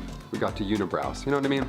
Where have we gone? Number 5, custom corsets. In the 19th century, the hourglass shape was considered the ideal shape of a woman's body. Of course, that's so natural looking. Love that. And the narrower the waist was, the more beautiful this lady was considered. So in an attempt to stand out from others, women would tighten their corsets impossibly tight, more and more, so that their waist could literally be wrapped with 2 palms. Yeah, so much so their internal organs were actually compressed. Horrible, and that fast blood flow was now blocked. Corsets were made from various materials, including whalebone and steel, that's horrible, and they were often heavily boned for support. While corsets did provide an appearance of elegance, they also subjected women to discomfort and restricted movement, which is not great. We don't love that. We don't love standing still, not being able to breathe. Over time, concerns about health and restrictive nature of corsets, this grew, leading to the emergence of reform movements advocating for more comfortable and less constricting undergarments. Like, please, I can't breathe. Can you please? I'm trying to go to a ball. Number 4, Renaissance forehead. Forehead. You see what I did there. During the Renaissance era, high curved foreheads were considered a beauty ideal for both men and women alike. Now, this aesthetic preference came from the belief that a high and pronounced forehead was a sign of intelligence, wisdom, and refinement. It's not. It's really not. You look stressed out more than anything. It was associated with classical beauty and the idealized proportions found in ancient Greek and Roman sculptures. I saw a bunch of bald statues and they're like, oh, that could be me. I could look just like that guy. Hopefully not entirely, but up top. To achieve this look, individuals would pluck or shave their hairline quite the ways back to create the appearance of a higher forehead. They would purposely give themselves a Coach Hines, all in the name of fashion. All in the name of beauty. We love that. Number 3, black teeth. During the Heian period in Japan from 794 to 1185, the tradition of ohaguro, or teeth blackening, was widely practiced and considered a symbol of beauty and maturity. Blacken out your teeth, there we go. The process involved using a solution made with iron fillings, vinegar tea, and rice wine. When applied to the teeth, it created a blackened effect. Now, while the staining was not permanent, the smell of the mixture was quite unpleasant. Now, despite this, ohaguro remained popular for centuries and was embraced by both men and women as a fashion statement and also as a cultural marker of age and status in Japanese society. Today we have, it's kind of coming back. I don't know, we have influencers with charcoal toothpaste. A little bit different, but this trend, it's on its way back. I can feel the blackened teeth coming back into fashion. Number 2, the pale look. Hi, hello, there he is. We talked about the Victorian era and the veins. That's one way to achieve a pale look. But Queen Elizabeth I, she made another method. Pretty historical, pretty eye-opening. Queen Elizabeth was known to practice bloodletting as a part of her beauty routine. Bloodletting was a common medical practice during that era. It was believed to balance the body's humors and improve health. By dishing out blood, you can improve your health. You like that. However, Queen Elizabeth, she embraced bloodletting not solely for medical reasons, but also as a means means to enhance her complexion. Yeah, it was believed that by removing a small amount of blood, this would give her skin a radiant and youthful appearance. Yeah, it's nice. Really gives you that I'm about to faint look. That's great. Every painting of hers is like this, just half in, half out. This practice exemplified the extreme measures taken by individuals back then and the lengths that even royalty would go, all in their pursuit of being beautiful during the Renaissance period. No forehead, no eyebrows, no blood, apparently. What's going on? And finally, number 1. Gladiator sweat. Yes, ancient times will end here. In ancient times, the sweat of gladiators was believed to possess medicinal and even magical properties. Yeah, abracadabra, this guy's gonna take his head off. Some individuals would collect the sweat of gladiators and apply it to their skin as a beauty treatment, which is pretty yucky. They believed that it could improve complexion and, again, youthfulness. Just a guy's sweat rubbing on your lips. You're like, hope I get young again, fingers crossed. This practice stemmed from the belief that in transference of strength and courage through physical contact, which I don't think that's a thing. Scientifically, hasn't been confirmed. These gladiators were completely bald also. Considering the times, gladiators also practiced shaving their entire bodies, which helped reduce the risk of lice and made wounds easier to clean. Yeah, we'll end on naked, bald gladiators. Why not? In 10th place, we have how to cure hair loss. So while technically this is a top 10 list, I might be cheating that a little bit today. When I was doing my research, I came across so many different ways throughout history of attempting to cure hair loss that I knew I just had to share them with y'all. So there was no way I was gonna live it myself. Let's start off with 50 BCE Rome. So Romans who experienced hair loss tended to rub myrrh into their scalps, which sounds simple enough until you learn that other Romans tried a more drastic remedy, which involved burning a donkey's genitals to ash, which was then mixed with the urine of the person losing their hair and applying that mixture to the head. Moving on to Egypt. Donkey hooves, dates, and dog paws would be ground together, mixed with oil, cooked, and rubbed on bald heads as an ancient remedy for hair growth. A medical script known as the Ebers Papyrus offers a different recipe for Egyptian hair loss, mixing fat from a hippopotamus, crocodile, male cat, snake, and ibex, which is then applied to the scalp. If that doesn't work, the follow-up solution is to boil porcupine hair and apply it to the bald areas for 4 days. Finally, in ancient Greece, if women were going bald, they sometimes used a hair mask consisting of a mix of feces, urine, and menstrual scarletness. Okay. Hippocrates endorsed a mix of pigeon droppings, opium, horseradish, beetroot, and spices as an ancient remedy for hair growth, while Aristotle recommended goat urine as a treatment instead. I'll pass on all fronts, thanks. In 9th place, we have separating lashes with a safety pin. This is probably the most modern trick on today's list, and it comes courtesy of film star Audrey Hepburn. She liked to darken, plump, and lengthen her lashes like the best of them, and she had one trick to ensure that her lashes looked naturally fanned out and clump-free, and it wasn't, some sort of magic mascara wand. After applying a layer of mascara, her makeup artist, Alberto De Rossi, would take a pin and meticulously separate every single lash. Just for a fun little reference, the upper eyelid alone has an average of roughly 70 to 150 lashes, making that undertaking quite the long and possibly, dangerous process. To prepare for the undertaking, it's recommended to curl your lashes first to make things easier. One must start at the base near the waterline and pull the pin through to the top, separating, each individual lash. So this defines each lash, as well as helps to distribute the dark mascara pigment more evenly. Once you complete the first eye, repeat on the next, and then proceed to your lower lid lashes if you'd like. I'll stick with an overall lash brush, thanks, and my reliable false lashes. That's good enough for me. As much as it hurts to yank out the occasional lash from lash glue or liquid latex, at least I'm not risking, stabbing my eye.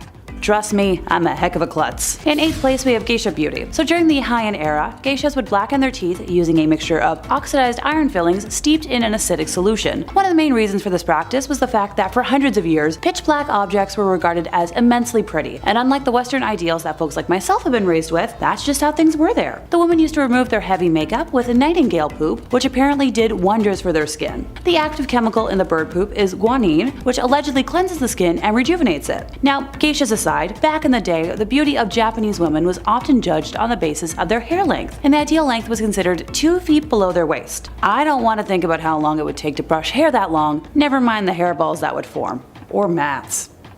Nah. In 7th place, we have the use of copper. So copper apparently has many benefits for the skin, one of which is that it can help to heal wounds and scars, along with having anti-aging properties. Ancient Egyptians used a lot of copper for their skin, and according to modern dermatologists, copper peptides are well known in the skincare world. So apparently I've been hiding under some sort of rock. They improve skin, including firmness, smoothness, and reduction of fine lines and wrinkles by promoting collagen, elastin, and improved antioxidant activity. Just a little note though, too much copper intake can make you nauseous and give you gastrointestinal issues or, cause serious organ system toxicity. Good news, I'm not gonna freak out my gold-loving dad today by replacing silver with copper as my favorite metal. Honest to goodness, even just choosing to have fake silver ornaments on my Christmas tree over gold last year almost started a full-blown argument in Canadian Tire. It was a whole thing. In 6th place, we have Egyptian makeup. Look, everyone knows about ancient Egyptian using kohl around their eyes to shield against the sun, deter flies, and overall just look stunning. Personally, I very much still appreciate the practice, along with my collection of eyeliner pens. I currently have like 4 black ones on the go for reasons. If you don't believe me, here are the 2 I have on me that I used to touch up this makeup with before I started talking today. But what you might not have known was that crocodile dung mixed with donkey's milk was used by Cleopatra as a face mask. She also famously bathed in milk with rose petals for hours, which honestly, goals. Cheeks were blushed up using a mixture of clay and crushed beetles, which was something also done later on by Queen Elizabeth I to get her memorable red lips. One of the most popular cosmetic ingredients in ancient Greece was olive oil. According to legend, a Greek cook named Calamus invented soap by mixing olive oil with wood ash from Mount Sapo so it could be used for cleaning utensils at sacrifices. However, when he washed his hands with this mixture, his skin became soft and smooth. It was clear that olive oil had cleansing and beautifying properties. So you're telling me that my big fat Greek wedding lied to me about Greeks using Windex for everything? Curse you, Hollywood. In 5th place, we have a dimple machine. In the 1930s, dimples were considered to be one of the most beautiful accessories any gal could have, leading to Isabel Gilbert inventing the dimple machine in 1936, which promised to give you dimples. This contraption, also referred to as the dimpler, consisted of a chin strap that held 2 soft rubber dimple indenters in place, one on each cheek. The strap had a coil that created pressure and was described as very uncomfortable, and the dimples left your face within a few hours anyways. Jeepers, I guess a lot of folks really wanted to look like Shirley Temple, which is fair. She was pretty adorable. I feel like nowadays, thanks to the interwebs, we have a lot more folks that we can decide that we want to look like. Personally, I'm a mix of wanting to look like my celebrity crush and a Bratz doll, or a Barbie, depending on the day. In 4th place, we have hair secrets. Alrighty, let's spin the wheel to see where we're starting with this one. Grease. Alrighty, to achieve blonde hair, which was highly coveted, women would drench their hair in vinegar to bleach it, which would lead to, hair loss and thus the popularity of wigs. Something I didn't know before today was that in ancient Egypt, only women from higher classes were allowed to have long hair. Enslaved women had to cut their hair very short, and the hair cut off was often used for making headpieces for the aristocrats. Before hairspray was invented, women used to use lard to keep their huge wigs in place. There were many times when rats jumped on women's wigs from the smell of the lard. Okay, that's a big no for me. Sure, I attract the occasional flies with the amount of hairspray that I wear when I curl my hair, but that's plenty. Modern sidebar. During the World War II days, women had to make do without wax and used sandpaper to remove unwanted body hair. Yeah, I'm shuddering. In 3rd place, we have Roman makeup. So the Romans attributed great power to cosmetics. Cosmetics first used in ancient Rome for ritual purposes were just part of daily life. Some fashionable cosmetics, such as those imported from Germany, Gaul, and China, were so expensive that the Lex Opia tried to limit their use in around 189 BCE. These designer brands spawned cheap knockoffs that were sold to poorer women. Working class women could afford the cheaper varieties, but may not have had the time to apply the makeup, as the use of makeup was a time-consuming affair because cosmetics needed to be reapplied several times a day due to weather conditions and poor composition. Cosmetics were applied in private, usually in a small room where men did not enter. Cosmetae, female slaves that adorned their mistresses, were especially praised for their skills. They would beautify their mistresses with the cultus, the Latin word encompassing makeup, perfume, and jewelry. Scent was also an important factor of beauty. Women who smelled good were presumed to be healthy. Due to the stench of many of the ingredients used in cosmetics at the time, women often drenched themselves in copious amounts of perfume. Romans believed that the smoke from the burning ambergris would make women more attractive. Ergo, ambergris was typically used in face powders for this reason. Another trick involved sitting over straw fires to make hair shine, or sleeping in a vase filled with red chicken fluid to make it thicker. If that wasn't gross enough, urine was included in facial masks that women used to look clean and beautiful. They also used urine to whiten their teeth as well. Hard pass. In 2nd place, we have the uses of baths. Nowadays, I know I personally love a good bath to relax, aching muscles or just decompress. But history wasn't always that way. Vapor baths have been described as similar to a modern-day sauna, with unknown vapors that claim to cure all kinds of ailments. Sadly, the Victorian era bath ended up burning more people than actually curing them. Next up, we have the crocodile feces bath. The Greeks and Romans apparently found the best way to fight wrinkles and lines was by collecting the feces of the crocodile and having a bath in it. Apparently it reduced aging to quite an extent. I'll stick with my Epsom salts and Lush bath bombs. Thanks! In first place, we have methods of obtaining pale skin. I'm very grateful that my snow white complexion is quite natural, thanks to my German-Irish mutt heritage, but for those who wanted it, here are some ways not to do it. Going back to using olive oil for everything, apparently if you combine it with white lead, it can be used to lighten the skin tone. Although this made people's faces visibly lighter, the women who did this were also subjected to death by slow lead poisoning, which was, absorbed into their skin. Lead used to be used for a lot of makeup, and while it was efficient, it was also pretty dang deadly. Speaking of deadly, around the 6th century, aristocratic women, in a haste to develop that pale, death-like pallor, which was very famous in those times, used to drain their bodies of all their red fluid, one drop at a time. Well then, that explains why everyone was so weak and tired all the time. But geez, don't waste that elixir, make sure you're donating it to your friendly neighborhood vampires. A common way to remove freckles and tans and achieve that flawless pale complexion was by using lemon juice mixed with sugar and borax on the face in the 1890s. And once again, for that eternal facial glow and skin bleaching, more modern women would wear a face mask taped to their faces while they slept. I would never be able to sleep if I tried that. In less lethal practices, those geisha women I mentioned before used rice flour powder based paste as a foundation. Hey, now that's something I feel like I could try and not risk my health with. And that brings us to the end of our time once again. While I've definitely put some questionable stuff on my face in the name of fashion or art, I don't think I've ever put anything like life-threatening on my skin. Just a lot of dirt and airbrush. In 10th place, we have crocodile dung baths. When I picture taking a bath, I'm picturing my off-white tub, a generous handful of Epsom salts, and maybe a Lush bath fizz if I'm feeling really fancy. But also not always, because cleaning the tub after that is a chore in itself, and I'm normally only taking a bath instead of a shower if I'm really exhausted. So, right now. Many different animal products and byproducts have been claimed to work wonders on the skin, but this one might be up there with the grossest. In ancient times, the Greeks and Romans used a special ingredient in their body-toning mud baths: crocodile excrement. Full body bathtubs were filled with a mixture of earth and freshly harvested feces, which was also used to make anti-aging face masks. They believed the reptile poop would dramatically slow down the aging process. I'm terrified of the creatures as a self-preservation rule, and this is definitely something that made me want to hurl. Look, all I knew before today about crocodiles, other than just how scary they are, is that they share the osteoderm trait with dinosaurs, and I'd like to go back to just knowing that.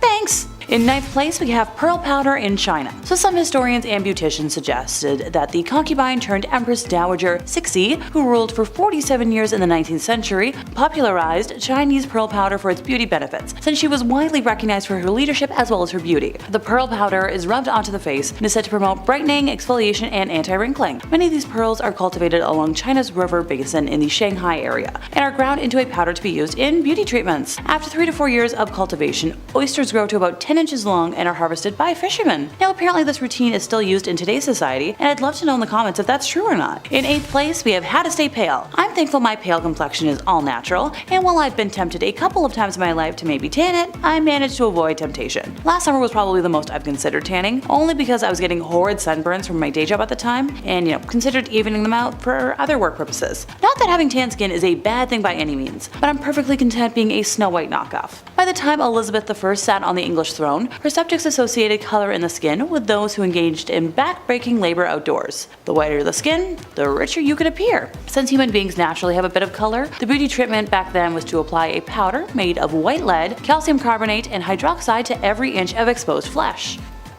Poison in a bowl. That powder introduced toxins over time that caused various side effects, including skin inflammation and baldness, leading to a couple of different wig trends, which I promise I will touch on. To further emphasize the pale skin, by the late 1800s, some women would use a blue or violet pencil to trace their veins to make their skin appear paler. Hey, I've used liquid latex and eyeliner for a lot worse, so I can't really judge that part at all. In less lethal methods though, some ladies created a toner out of strawberries and wine and slathered it on their skin to help keep their porcelain complexion, and now that's something I'd try. Hey, I've heard a lot about the health benefits of wine, and I'm not opposed to experimenting. In 7th place, we have arsenic. So to achieve that very trendy near-death look in Edwardian times, women would swallow arsenic in small portions to keep them super skinny and supposedly attractive. Heck, even Sears sold arsenic wafers for convenience. Deadly diseases were just that popular, and some folks even caught tuberculosis just for the beauty aspects, which my brain hurts saying that, not gonna lie. Arsenic invaded almost every aspect of life in 19th century Britain, leaving a toll of death and illness. But most of the fatalities from arsenic were more pedestrian. From accidental use in food or from exposure to compounds in consumer goods such as fabric dyes and wallpapers, in facilities that made these products, and in the polluted air. Now, Victorians were just as obsessed with their bodies as we are, if not more dangerously, if you can believe that.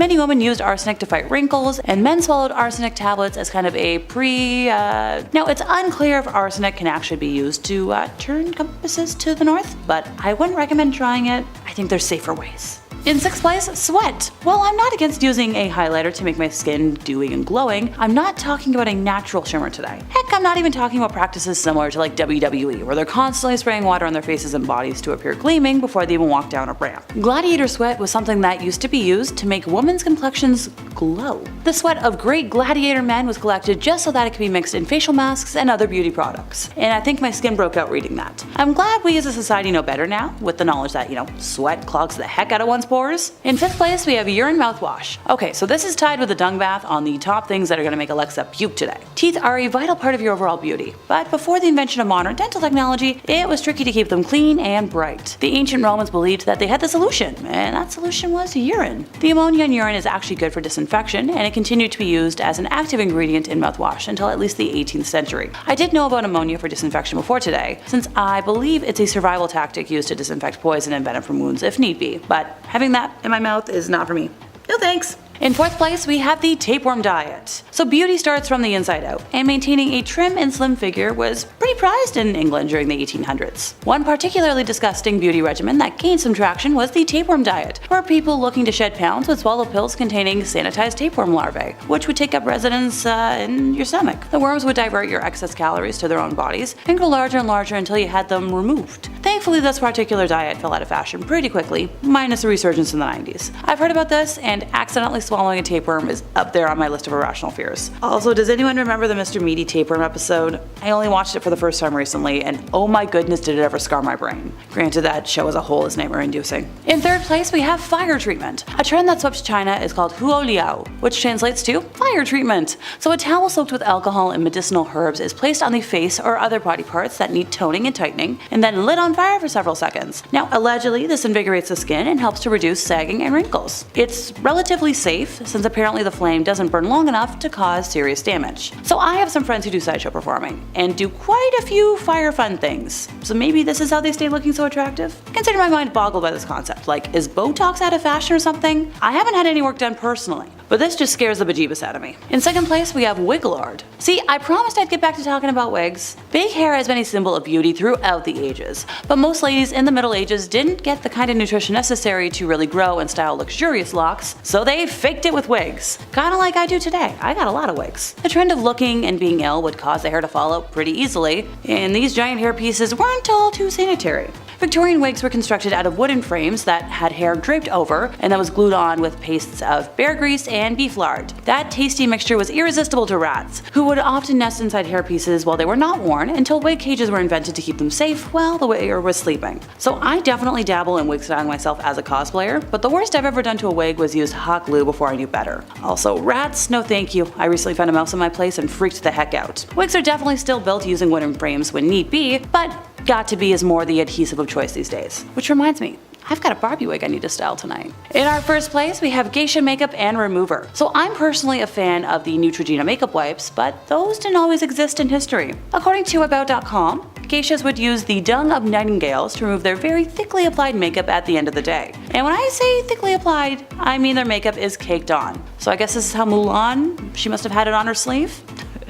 The first step is to apply binsuke, which is a type of wax that acts as a barrier between the skin and the cosmetics, so the primer of the face. Then there's oshiroi, the white face powder, which was made up of lead, zinc, and seashells. Crunchy and lethal. Benai is used on the eyes, lips, and brows, and is a crimson powder made from the crushed safflower petals. Benai is not used all over the lips by the geishas, but rather to create a flower bud effect. And Meiko is used strictly for the lower lip. That red I mentioned before is also used to sculpt the outside corner of the eye and to create a subtle pink contour on the cheeks and nose. To achieve a delicate effect, the eyebrows are painted crimson and then black with charcoal. Some folks also shave their brows to make it easier to apply makeup. So I see where drag queens got the idea. The hair would be brushed with wax to keep it in place. And thanks to guanine, which is a natural cleanser for the skin and contains bird poop, it apparently makes a great makeup remover as well as a purifying facial mask. The Daily Mail reported that Tom Cruise rubs a mixture of nightingale poop, rice bran, and water on his skin on a regular basis to keep his youthful look. And while I'll admit the guy does look good for his age, I'm not exactly about to take beauty tips from a rich Scientologist. The only thing we will ever have in common is a love of popcorn and the inability to answer a question if we aren't prepped. Number 10, the switchblade comb.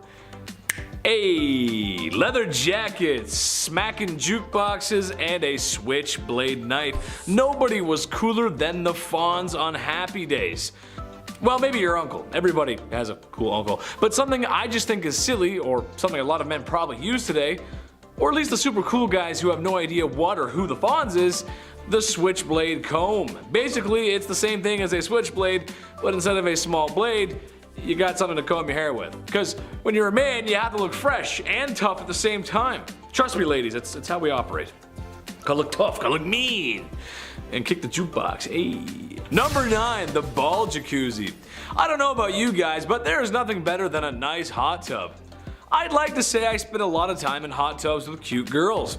However, due to my financial situation, most of the hot tubbing that I've done has been at public pools where I shared a hot tub with older Italian and Greek men who I swear were still wearing sweaters. But that was just their hair. Speaking of hair and saggy skin, meet the Teskuzzi, a tiny hot tub for the piscadille and 2 matzo balls.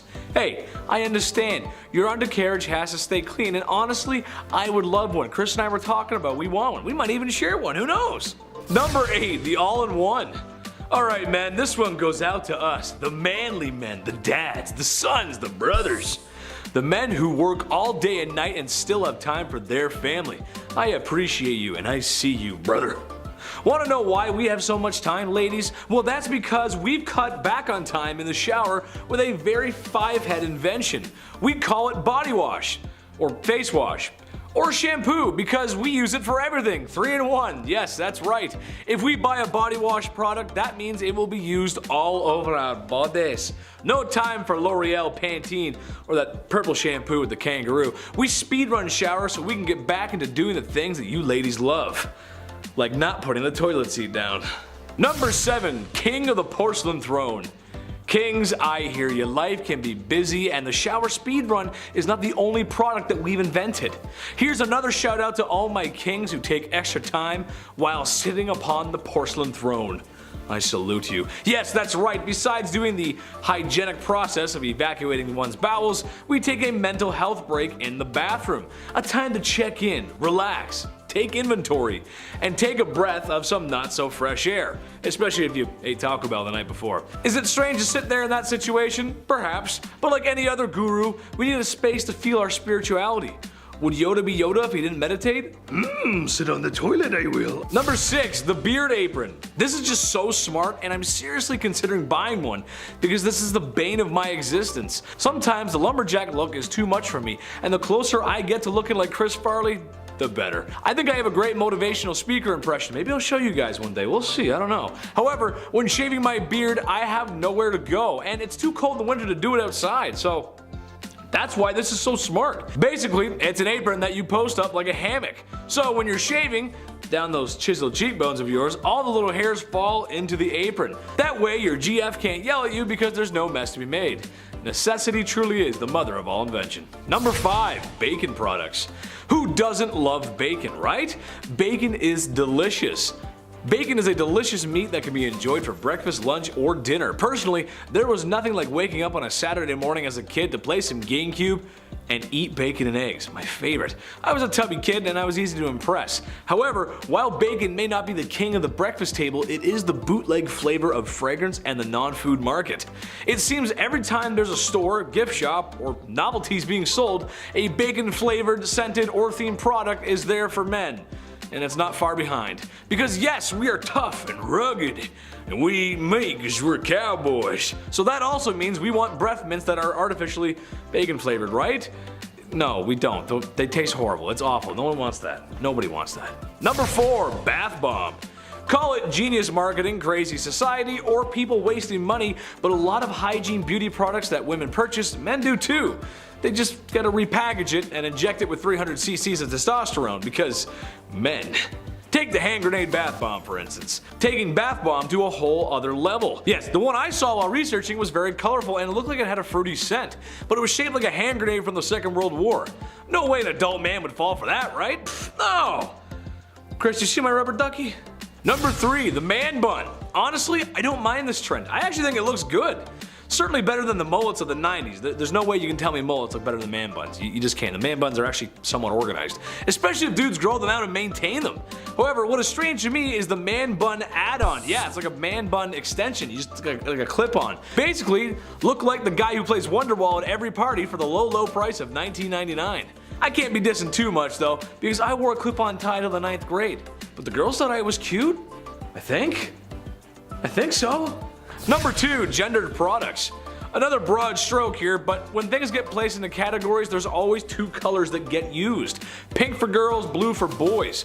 While I'm not sure whether colors are actually masculine or feminine themselves, it has been hardwired into most of us. That's just how it goes. Anything plastered in blue or male-like imagery, it's what's meant for men. I, however, as a kid had an absolute 5-head play. To protect my valuables from thieves and villains in the night, I always chose something that was girl-themed, pink, or something a boy wouldn't pick, as I thought if presented with my stolen items, I could always identify them since only a boy would choose girly stuff. From my Nintendo DS to my notebooks and honestly everything in between. Hot pink was in, and Chetty made it work. I thought the plan was foolproof. I never really thought though what would happen if a girl took my stuff though. I didn't really think that wouldn't work for that, would it? No, it wouldn't. Number 1, wine in a can. This one is just so silly to me, and for any wine connoisseurs out there, take this with a grain of salt. I'm no sommelier, but I enjoyed the odd glass of wine, even if it comes from a box. I always thought the wine glass was elegant, higher class, but that doesn't mean you have to be higher class to drink it, or be less masculine. Well, now there's wine in a can for men, because we can't have flimsy glasses. We'll break those glasses because we're so strong. Oh yeah. I just can't imagine wine in a can tasting good. It has to be worse than wine in a box, right? Let me know in the comments, guys. I'm curious. What do you like to drink? Let Chetty know. I'm curious. I'd love to hear. And now I'm gonna read some comments. I love reading comments. This is fun. I like reading comments. Lou Tin says, Andrew, you're amazing and always bring a smile to my face. You just make my day happier. That's really sweet. Honestly, that's really nice. Thanks so much for the nice comments, guys. That's really. I hope I can make you smile. That's great. Whip Viper says, Chetty says no is my new favorite saying. LOL. My husband and I have laser tag guns if that counts. Awesome video. I think that's one from one of the other videos. But yes, Whip Viper. Awesome. I love that. I'm getting quoted. Nice. I like that. And the Queen of Cars said, yes, again, I love when you host. Thank you so much. That's so awesome. Just wait till they hear about when I stream on Twitch on the weekends. That's crazy. What do they hear about that? That's crazy. What? But seriously, guys, thank you so much for your nice comments. That's actually so nice. Anyways, guys, that's gonna wrap it up for me today. I've been your host, Big Ched. Make sure to like, comment, and subscribe here at Bumblebee. And if you too like wine in a can, come check out my socials down below. I've been your host, Big Ched, and stay sweet, my little honeybees. That's a dab. That's a dab. Okay.